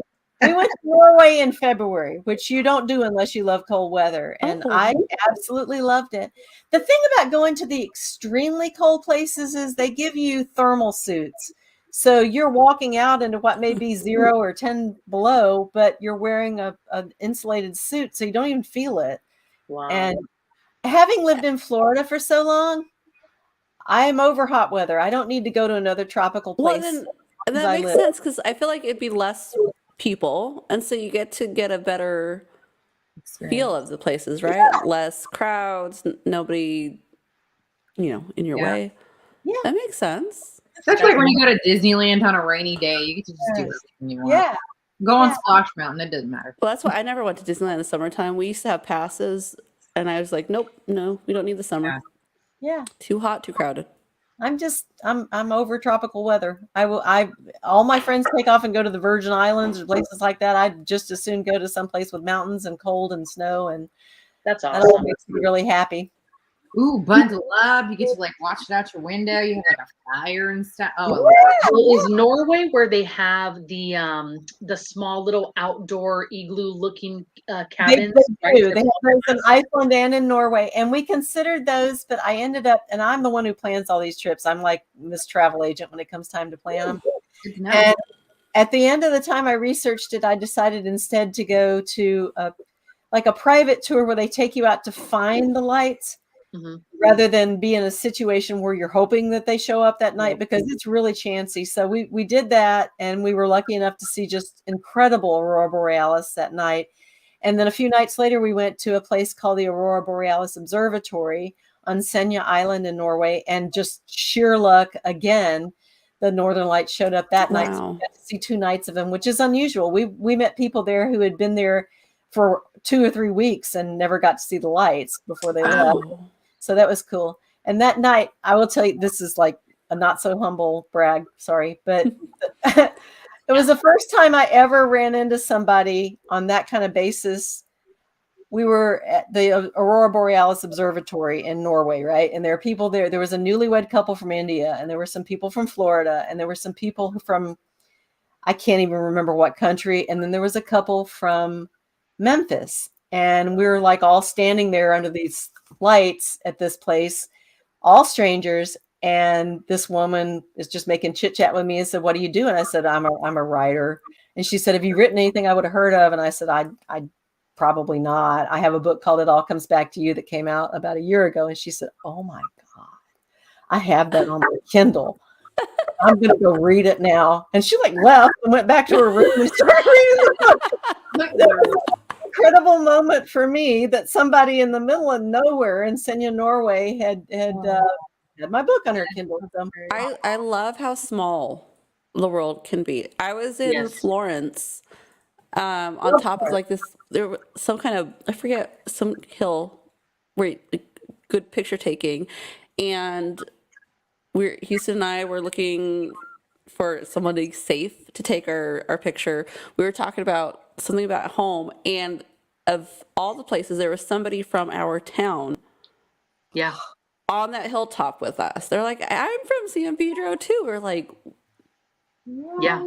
I had the same how? thing happen when I was in Italy. I saw a guy wearing a San Pedro shirt, and I was like, you got to be kidding me. Like, Wow. mhm. Well, that's that 7 degrees, right? Like you're Yeah. connected to everybody. You are. We're It's- all connected. It's Yeah. crazy. And Florence, I loved. We went to Florence, and Yeah. oh my gosh, Savannah and I were at the Piazza. I'm saying it wrong. It was the Piazzale Michelangelo, which is up on that hill you're talking about. Oh, for that's New- the hill. Yes. yeah, for New Year's Eve. And we got Oh. they had some Italian singer who was like this huge pop star. They did a free concert and fireworks going off right over our heads and literally scattering like flames on us. It was crazy. We had the best time. Oh. Oh my goodness. Yeah. Wonderful. You know what place I loved was Scotland. Oh, where did you go? Well, my grandmother took me when I was 20 on a tour. We started in London for like 2 days, and then we went over to Stonehenge, and then we went up to Bath, and we went up to Stirling and Edinburgh and Oxford and York, and we kind of did like the whole like round, and we just did like a bus tour with Trafalgar. It was amazing. So, I mean, I love like when someone can do an amazing job to get you really excited about history like you do. And our tour guide, she was exactly that person. Like, I did not fall asleep. It was like, 12 days on a bus, and I didn't fall asleep once. And, I was 20. So, I mean, she was fantastic. The history was fantastic. And we happened to be at Edinburgh Castle when I think MTV was doing some awards like that day. They were doing like some music awards like that day. It was literally like if you look over the edge of the castle, straight down the hill, they had this huge concert going on with like lights and everything and stuff there. And I was like, y'all are in the wrong place. Like, it is lit up here. It's so cool. I would go back to Scotland every day of my life. It is still one of my favorite places in the world. And then outside of that would be Hong Kong. But, Oh, yeah. I have only been to Edinburgh. I would love to go to Bath. I would love to go to Stonehenge. Edinburgh is as far as I've been up into Scotland. But before I forget to tell you, right now I'm reading a book someone recommended to me called The Good Wife of Bath. And it takes place in the 14th century. And it is really good. You need to read it because you've actually been there. Yes. It's really good. I love stuff like that. And what a wonderful trip. It is beautiful. And it's so like, it really is so cool. Like the whole town is just built on these like, cake layers. I mean, it just goes up and up and up. And it's beautiful there. We didn't take a bath, but we wander around. And then, and we got to go to, was it the Woodford Crystal and Waterford. Thank you. Waterford. Oh man, that was a fun trip too. We did all kinds of, I can't even think of all the places that we went because I feel like we did everything that you can do on that trip all at once. And we did a what is it? The nighttime the like horror walks. What are they called? Oh no, in Edinburgh there's a witch tour. And then there were probably ghost tours where you were, but I remember a witch tour. Yeah, so we did a ghost tour in Edinburgh. We did a ghost tour in York, and apparently those two cities compete to be the most haunted in the world. Wow, so that was kind of fun. That's amazing. Yeah, there was a witch tour. We didn't do the witch tour, but I know Edinburgh is all about witches, and there was a restaurant we were told to go to called the Witchery, which is one of the best restaurants I've ever experienced in Edinburgh. It was like down these creepy stairs, but it was the best restaurant. Oh, that sounds wonderful. Oh my gosh, I want to go somewhere. Right. Check out what I found the other day after we had talked about our travels and we were talking about all of our photos. This is the charcoal drawing that I had done when I was in Florence. Oh, you were talking about that. Oh my gosh. How that cute. Beautiful. Awesome to have. Yeah. How did you? That was from March 31st, 99. Oh my gosh, that's how fun! How did you travel with? Like, how did you? It was rolled up, and then when I got home, I just framed it right away, and I've always had it. And I realized it was behind my totes in the closet. Yeah, she got to go on that trip with our Italians. You know, when you take the language in school, we took Italian together, but I didn't get to go and she did. And I was like, I was so jealous. Yeah, don't blame you. Why is that not on a wall? Yeah. Well, it used to be like when, I was younger in my room and stuff. And then, you Kids. decorate kids, whatever. But yeah, that was funny when I found that. And that trip that I experienced kind of what you talk about in New Zealand and like how they talked about the wall when I went to the Coliseum. Yeah. Like when I stepped into the Coliseum and everything kind of floods back on what you learned and that people basically lost their lives for other people's entertainment. It's just, you feel that all of that energy. It's incredible. Yeah. It's true. Yeah. I have said this many times. I know you feel the same way. I have never regretted money spent on travel. Ever. I mean, the TV and the ring and whatever, I don't care about any of that. I care about travel, making memories with people that you love and learning and exploring. And there's just nothing like it. And I don't understand why anybody would be interested in anything else. It's just, it's wonderful. Experiences are definitely worth more than objects. Yeah. Definitely. You know? Absolutely. They last long. And it I was about changes to who say you that. are. It changes who you are, how you view the world, everything. I mean, a simple trip can make such a huge difference in the way you live the rest of your life. I so agree. Yeah. That's very Put it in your true. next book. I'll let you quote that. Is there anywhere in the U.S. that you haven't been yet that you'd like to go? Like Oh San my Pedro? Like San Pedro. Yeah. Hey, it's a place to We got a go. lot of history here. Mm-hmm. I know you. Are you in Southern California? Yeah.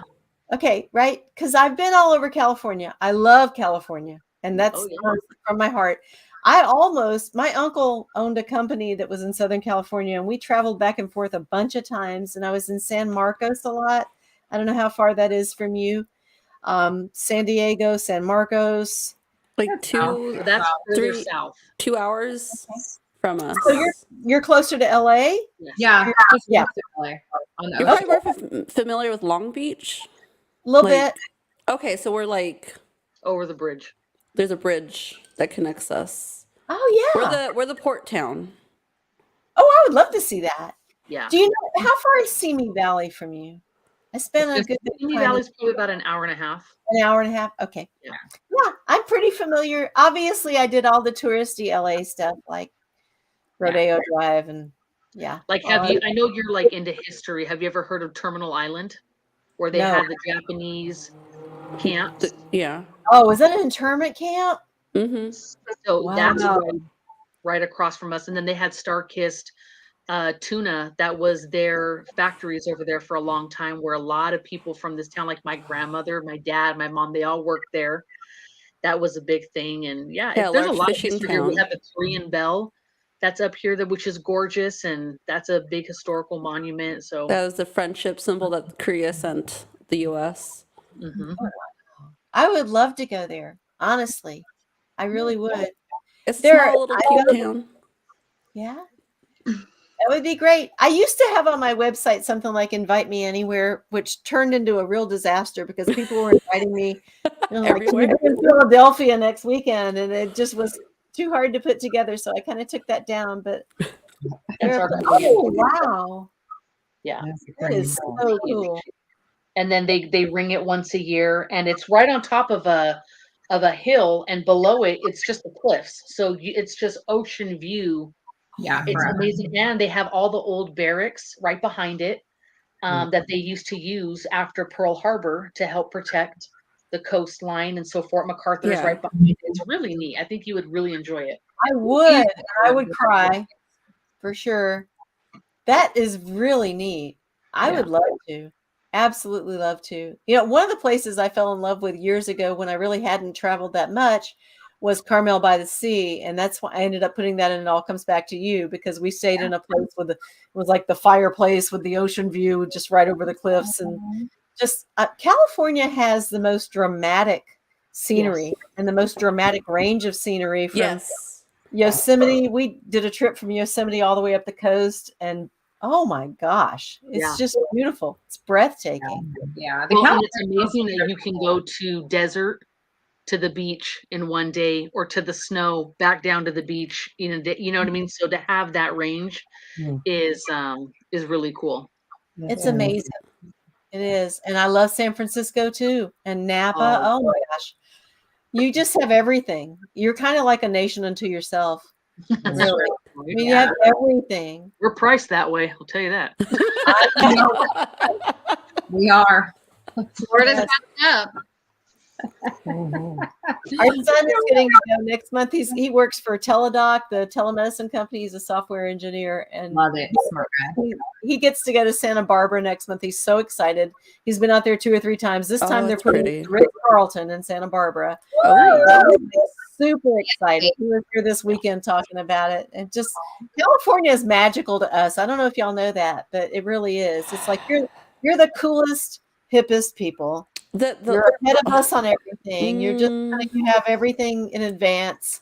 And when I was working out there, I felt that way. It's like all the new next best things come out of California. It's true. And then the rest of us are all like, how the hell can we get out? Is Alabama open? We're open. I just love the land here. My husband's always like, let's move here, let's move there. But I'm like Anna was saying, because we go to the desert, we go to the mountains, we go to the beach. I live at the beach in the summer. We go and have all the desert fun we do in the mountains, and we could do it all within like a couple weeks. Just have a range of scenery, and it feels so different. But where we are, it's just like 2 hours there, 2 hours there, 2 hours there. Traveling, but not having to go too far. Right. Yeah, that's true. Well, if you need to travel an extra 5 hours or so, Big Sur is one of my favorite places in California. So that's beautiful. Big Sur, right along, just south of Monterey. Oh, honey, I know. When we stayed in Carmel, we went and explored Big Sur. We went to Pebble Beach Golf Course, and we went to Monterey, and we went to all of those beautiful, glorious places. And those are memories that I wouldn't change or anything. I mean, it was just incredible. Yeah. California has everything. The sequoias are what's nice. Yeah. Oh, yeah. Yeah. Those are Saw gorgeous. a lot of that in Yosemite for sure. But you asked me a question about, I can't imagine any place I'd rather go than back to California. It's been a long time. It's been a really long time. But there's not a whole lot I haven't seen in the U.S. We've kind of been to a lot of states. But you've been up to Alaska? Have not been to Alaska, and that used to be kind of a huge bucket list thing for me, but we never got around to it. And I'd love to go to Alaska. I have a standing invitation to go to, I think it's Kodiak Island. There's a book group there that wants me to come and hang out with them. They have forgotten me by now, but that was 1.5 years ago. They were all like, "Oh, you got to come! You got to come." Well, then you're not forgotten. If it was 1.5 years ago, for sure you weren't forgotten. They're probably just thinking, "Oh, she's got like so much going on. There's no way she's gonna come." I know. I'm not above calling them and saying, "Hey, no, you need to go." Be like, "Hey, I'm on the way this week." We can go with you take a cruise with you. I would love to do that. I hear when people talk about cruises, I feel like the one thing everybody talks about is the Alaskan cruise. That's like, besides those like amazing European like week cruises, like a good little one, I always hear about the Alaskan one. Yeah, you're right. And that's the kind I would want to go on. I'm not into the whole Caribbean cruise thing. I don't care that much, but I would love to go on an Alaska cruise. I think you could see some incredible scenery and wildlife too. Yep. Yeah. Our mom went on her cruise to Alaska out of San Francisco, and she, there you go, Inside Passage. She said that she could forget every cruise from here until forever. She's like, if I could just keep going on that one Alaska cruise, I would be perfectly happy for the rest of my life. Wow. I hear a lot about that. Yeah. I'll say this though. I've been on a lot of cruises, and I've only gotten sick when we had to reroute and go to San Francisco because the waters are so choppy. Oh my God. But I have some amazing photos because we were right underneath the Golden Gate Bridge.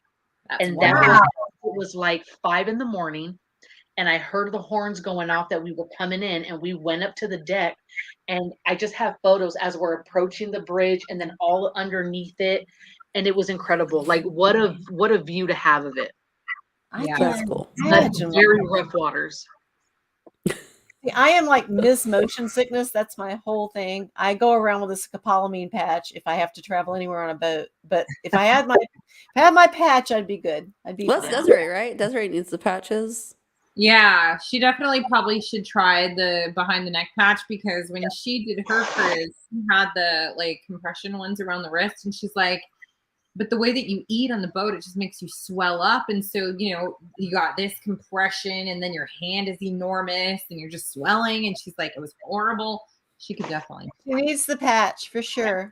Yeah. I mean, my stomach swelled from all the food I ate, but Whoa. you know, That's part of a cruise. oh my gosh. And remember, for those of you that have not been on a cruise, when I tell you, like coming back off the cruise, I wasn't used to paying for shit anymore. Like I was like, I'll take A, B, and C, and they're like, all right, 35. Oh shit, I gotta pay again. Okay, no problem. Oh, okay. And you go to the restaurant, and it's like 2 starters. You have a soup and a salad. There's 3 entrees, and then like 3 desserts. And you could tell them, I want one of everything, and they're like, no problem, ma'am. And you can try it all. Like there were so many foods I had never had before that I tried for the first time on a cruise, and like top class food. It was so good. Oh, okay, we got to go on one. Yeah. And then you dress up and take photos getting like you're itchy at and prom hungry. every night. It was amazing. Novel bitches on a boat. Yeah. Why not? There you go. Do a novel bitches cruise. Yeah. Yeah, Oh my God, guest that'd be so starring much Beth fun. Duke. Like the love boat. I could be your like level C star. I could be Do your they do a Gulf of Mexico cruise or anything like that? I don't know. I'm Out not the aware of Gulf it. or- There might be. We're gonna have to look that up. I know that they leave out of like NOLA, but I don't really know. Well, Jessica's. Good night, Jessica. Good night. So nice to meet you, Jessica. Yeah. Thank you for being here. Oh my goodness. Well, I guess we're, you know, obviously. Oh, they have one out of Galveston. There you go. That's what I thought. Yeah. Yeah, it's a Texas Gulf Coast cruise. Wow. How cool. That's something to do. Ooh, and it takes you to Mexico, Cozumel. Okay. Well, That's too warm for Beth. We need to go somewhere colder, like I was just going Alaska. to say, I need to go to Alaska. Yeah. I think you go out of Washington, A right? D-list star to join. There are some. So there are some that leave out of San Pedro for the Alaskan Cruise. Only a few. It's when they're doing like a transition. There's Do they go transition. That's a long cruise, though. They go up to Vancouver and then go from there. So I know there's like a couple times a year where they come out of San Pedro to like I said, it's like their transition, and it is longer. And I think they probably they- stop in like, San Francisco and then. yeah, Oh, there yeah, is a there's stop in multiple San Francisco because stops. we You're looked it doing up. like a 21-day We looked it cruise up where to we do would that. have to take a plane home because they don't come back to the port. Right. There you go. I'm not exactly remembering, or they stopped in Canada. Well, like I don't know. said, Mom flew up to San Francisco, and that's where they went out of, and then they Okay. came back again through that way. So That sounds logical. yeah, Definitely. and that would be a good spot to hang out for a day or so. Oh, yeah. Look, I'm down for any trip where I don't have to feel like I got to put a bikini on. So that's fine. More layers, the better. The more layers, the Well, that's better. part of our whole non-tropical agenda. It's like Yeah. you don't have to deal with the whole beachwear thing, which Yeah. is lovely. You don't have to lose weight to go on a trip. Forget Right? that. It's Yeah, you You that- gotta gain it to get Alaska. more comfy. I don't need to be back in Barbados and having to put a parka on, you know? Dominique, you genius. Dominique's like, all right, y'all, we're going to Alaska in winter. Everyone's going to need to start putting on the pounds so that they're like, Gotta- whoever gets Layers. I'm ahead of you. Work on that coat. I'll get a parka Some that people has a would bathing suit printed on it. How about that? That's So we can lay out on the deck in Alaska and I'll look like I have a bikini on. That'd be great. Oh my goodness. Well, I'll sew one on your jacket. there you go. Yeah. Those Oh are my goodness, this is so fun. I know. Thank Well, you we so cannot much. say enough about having you with us. You already know that like you're our bestie forever, and every single one of your books is going to bring you back here with us. So, you know, just be prepared. That's your future if you keep writing. Thank you. I just love you all, and you're wonderful. And I'll take one one slice of cake. I love y'all. I love your group, and I do need you to each send me an individual mailing address so that I can send you a signed copy of the new book when it comes out. I can't wait. I'm really looking Oh, forward to that. And thank you again so much. I really just appreciate y'all, every one of you. We Thank appreciate you. and we appreciate your stories and the fact that you just Everything. bring so much life and history to us and so much joy when you're on with us. It really is such a my cheeks never, like I remember Right? last It time, hurt. and right now my cheeks are hurting just how much I'm smiling with you on here. Oh, guys, thank you. I just appreciate y'all so much. And I would love to come back and talk to you again. And if the next book is fun, then invite me back. We'll do Oh. that. Absolutely. if you're so cute. We are ready. Good night. I have voluntold my husband to cook dinner. So There you go. Ooh, a late dinner. Nice date. Thank you so much. Thank you for Good night. You. Nice meeting you. y'all. Seriously, my words. cheeks are hurting. Face does hurt. Like no words. There are She's never any great. words. She's our favorite. She really is She's the really best. great. She really is the best. All his kids are. Anna's such a bitch. You know why? Because how many of our authors have returned? A. B. How many have become our besties? So why am I a bitch? Because you 'Cause- chose like one of the best You- authors 'cause- that we 'cause- had. Duh. Yeah. She meant it in a positive way. You're such Okay. a novel I'll bitch. take it. I'll take it. Did I? You Haters. should take it, Chet. What's your problem? Yeah. Hey, so on that charcoal drawing Mhm. that I showed you guys, this picture was on there. I had took it off to show it, but I was trying to see what it was. throwbacks- No. This one I took off. Oh, Check out that throwback. Oh, With Yeah, the right. brown, See, that's what you the needed to show the low-rise other day. jeans. The low rise. There it is. Spaghetti Is that strap. like is that like a 3-inch rise? yeah. Oh my god, Oh, that's that- funny. And I had my Airwalks on. That's funny. Okay, so we'll wait for Tasha to come back, and real quick, we got to give our ratings, Oh, That's right. and yeah, then we'll start Tasha's goodbye tour. Did I Tasha forgot go to get tinkle? the Where's our date. banner? I Did forgot Tasha? to- I'm looking for it right now. Tasha Tinkles. Yeah. I'm looking for it. I know I had it. Oh, here. There we There go. we go.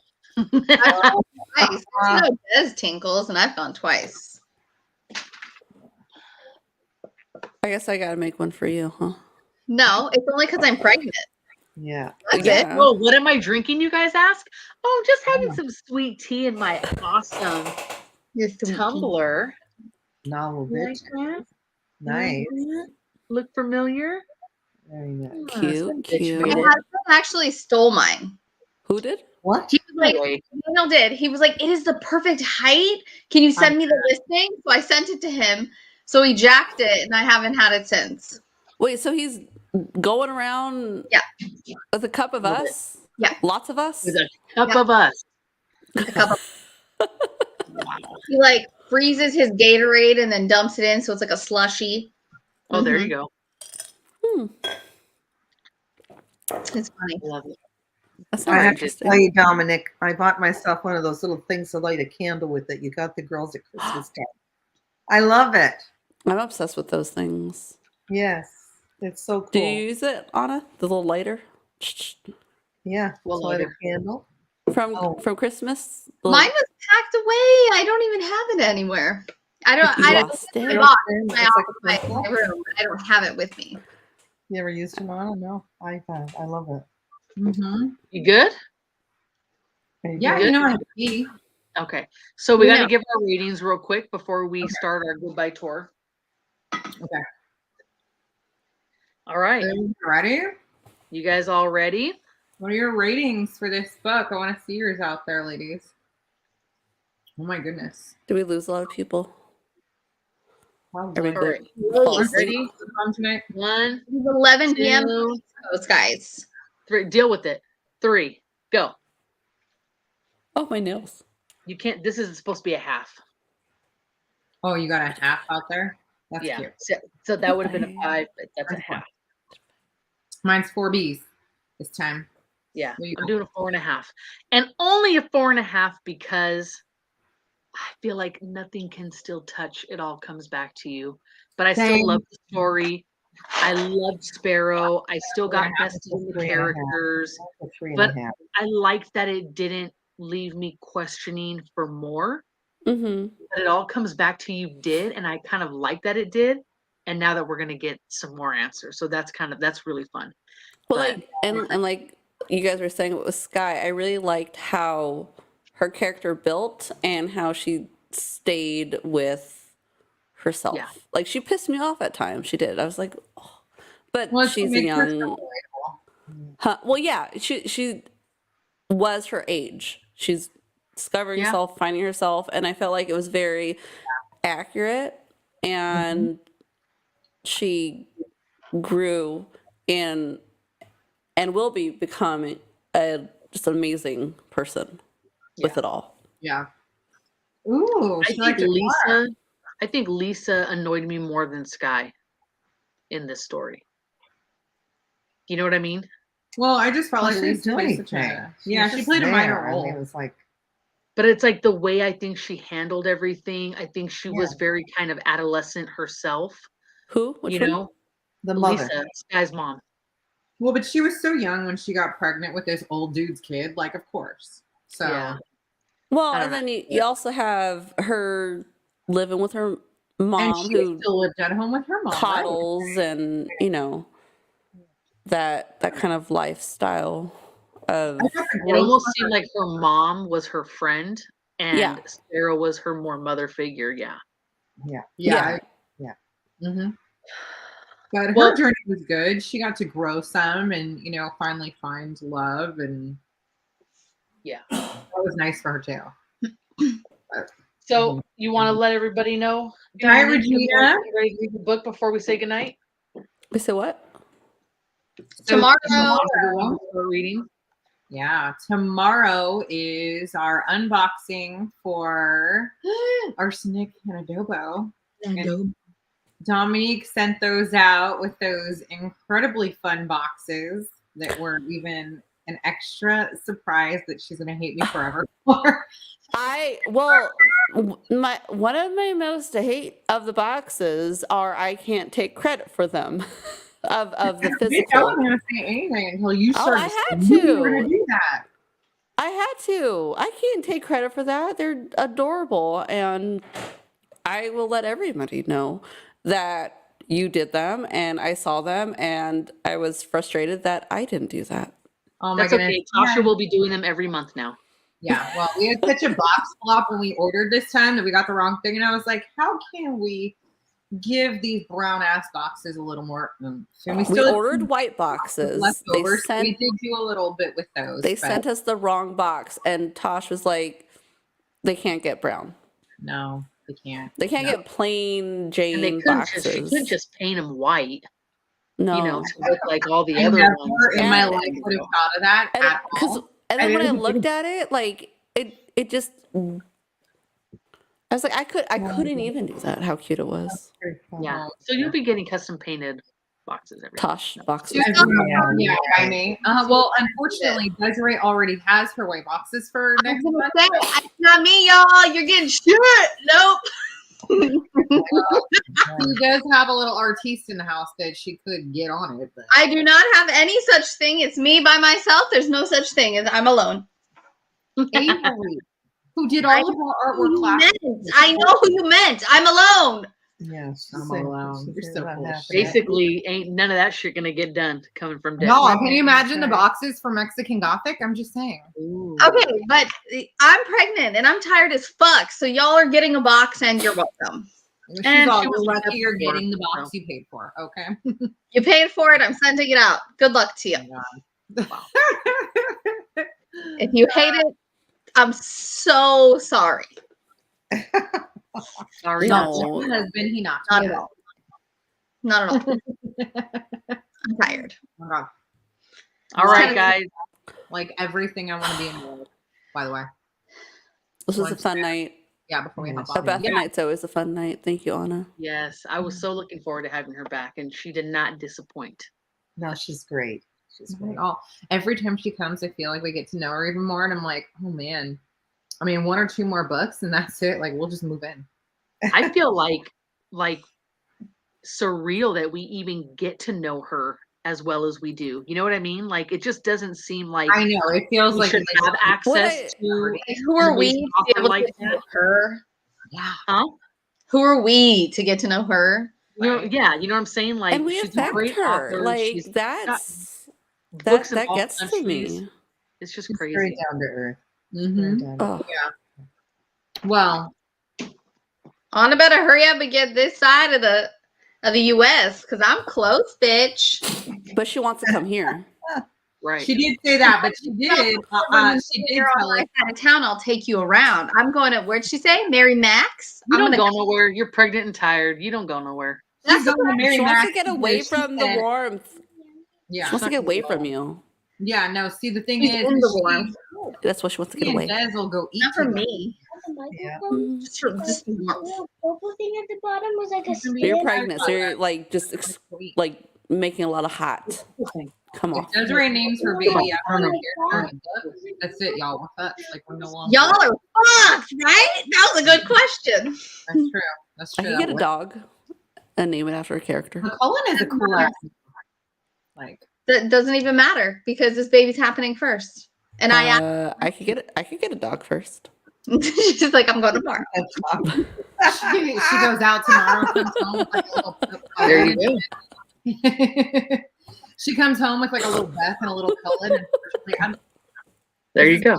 and she's our new house. You just pet. gotta get like a bunch of hamsters and just give them all the names. just let it like just Yeah. like, reproduce and like Yeah. You I got mean, Lonnie no. and Johnny and You can't do that to our Bethy. No, you'd have to get a rabbit, like Peter Cottontail. She might be cool with that. And since we can't get a tiger, then don't like name her after a fucking hamster.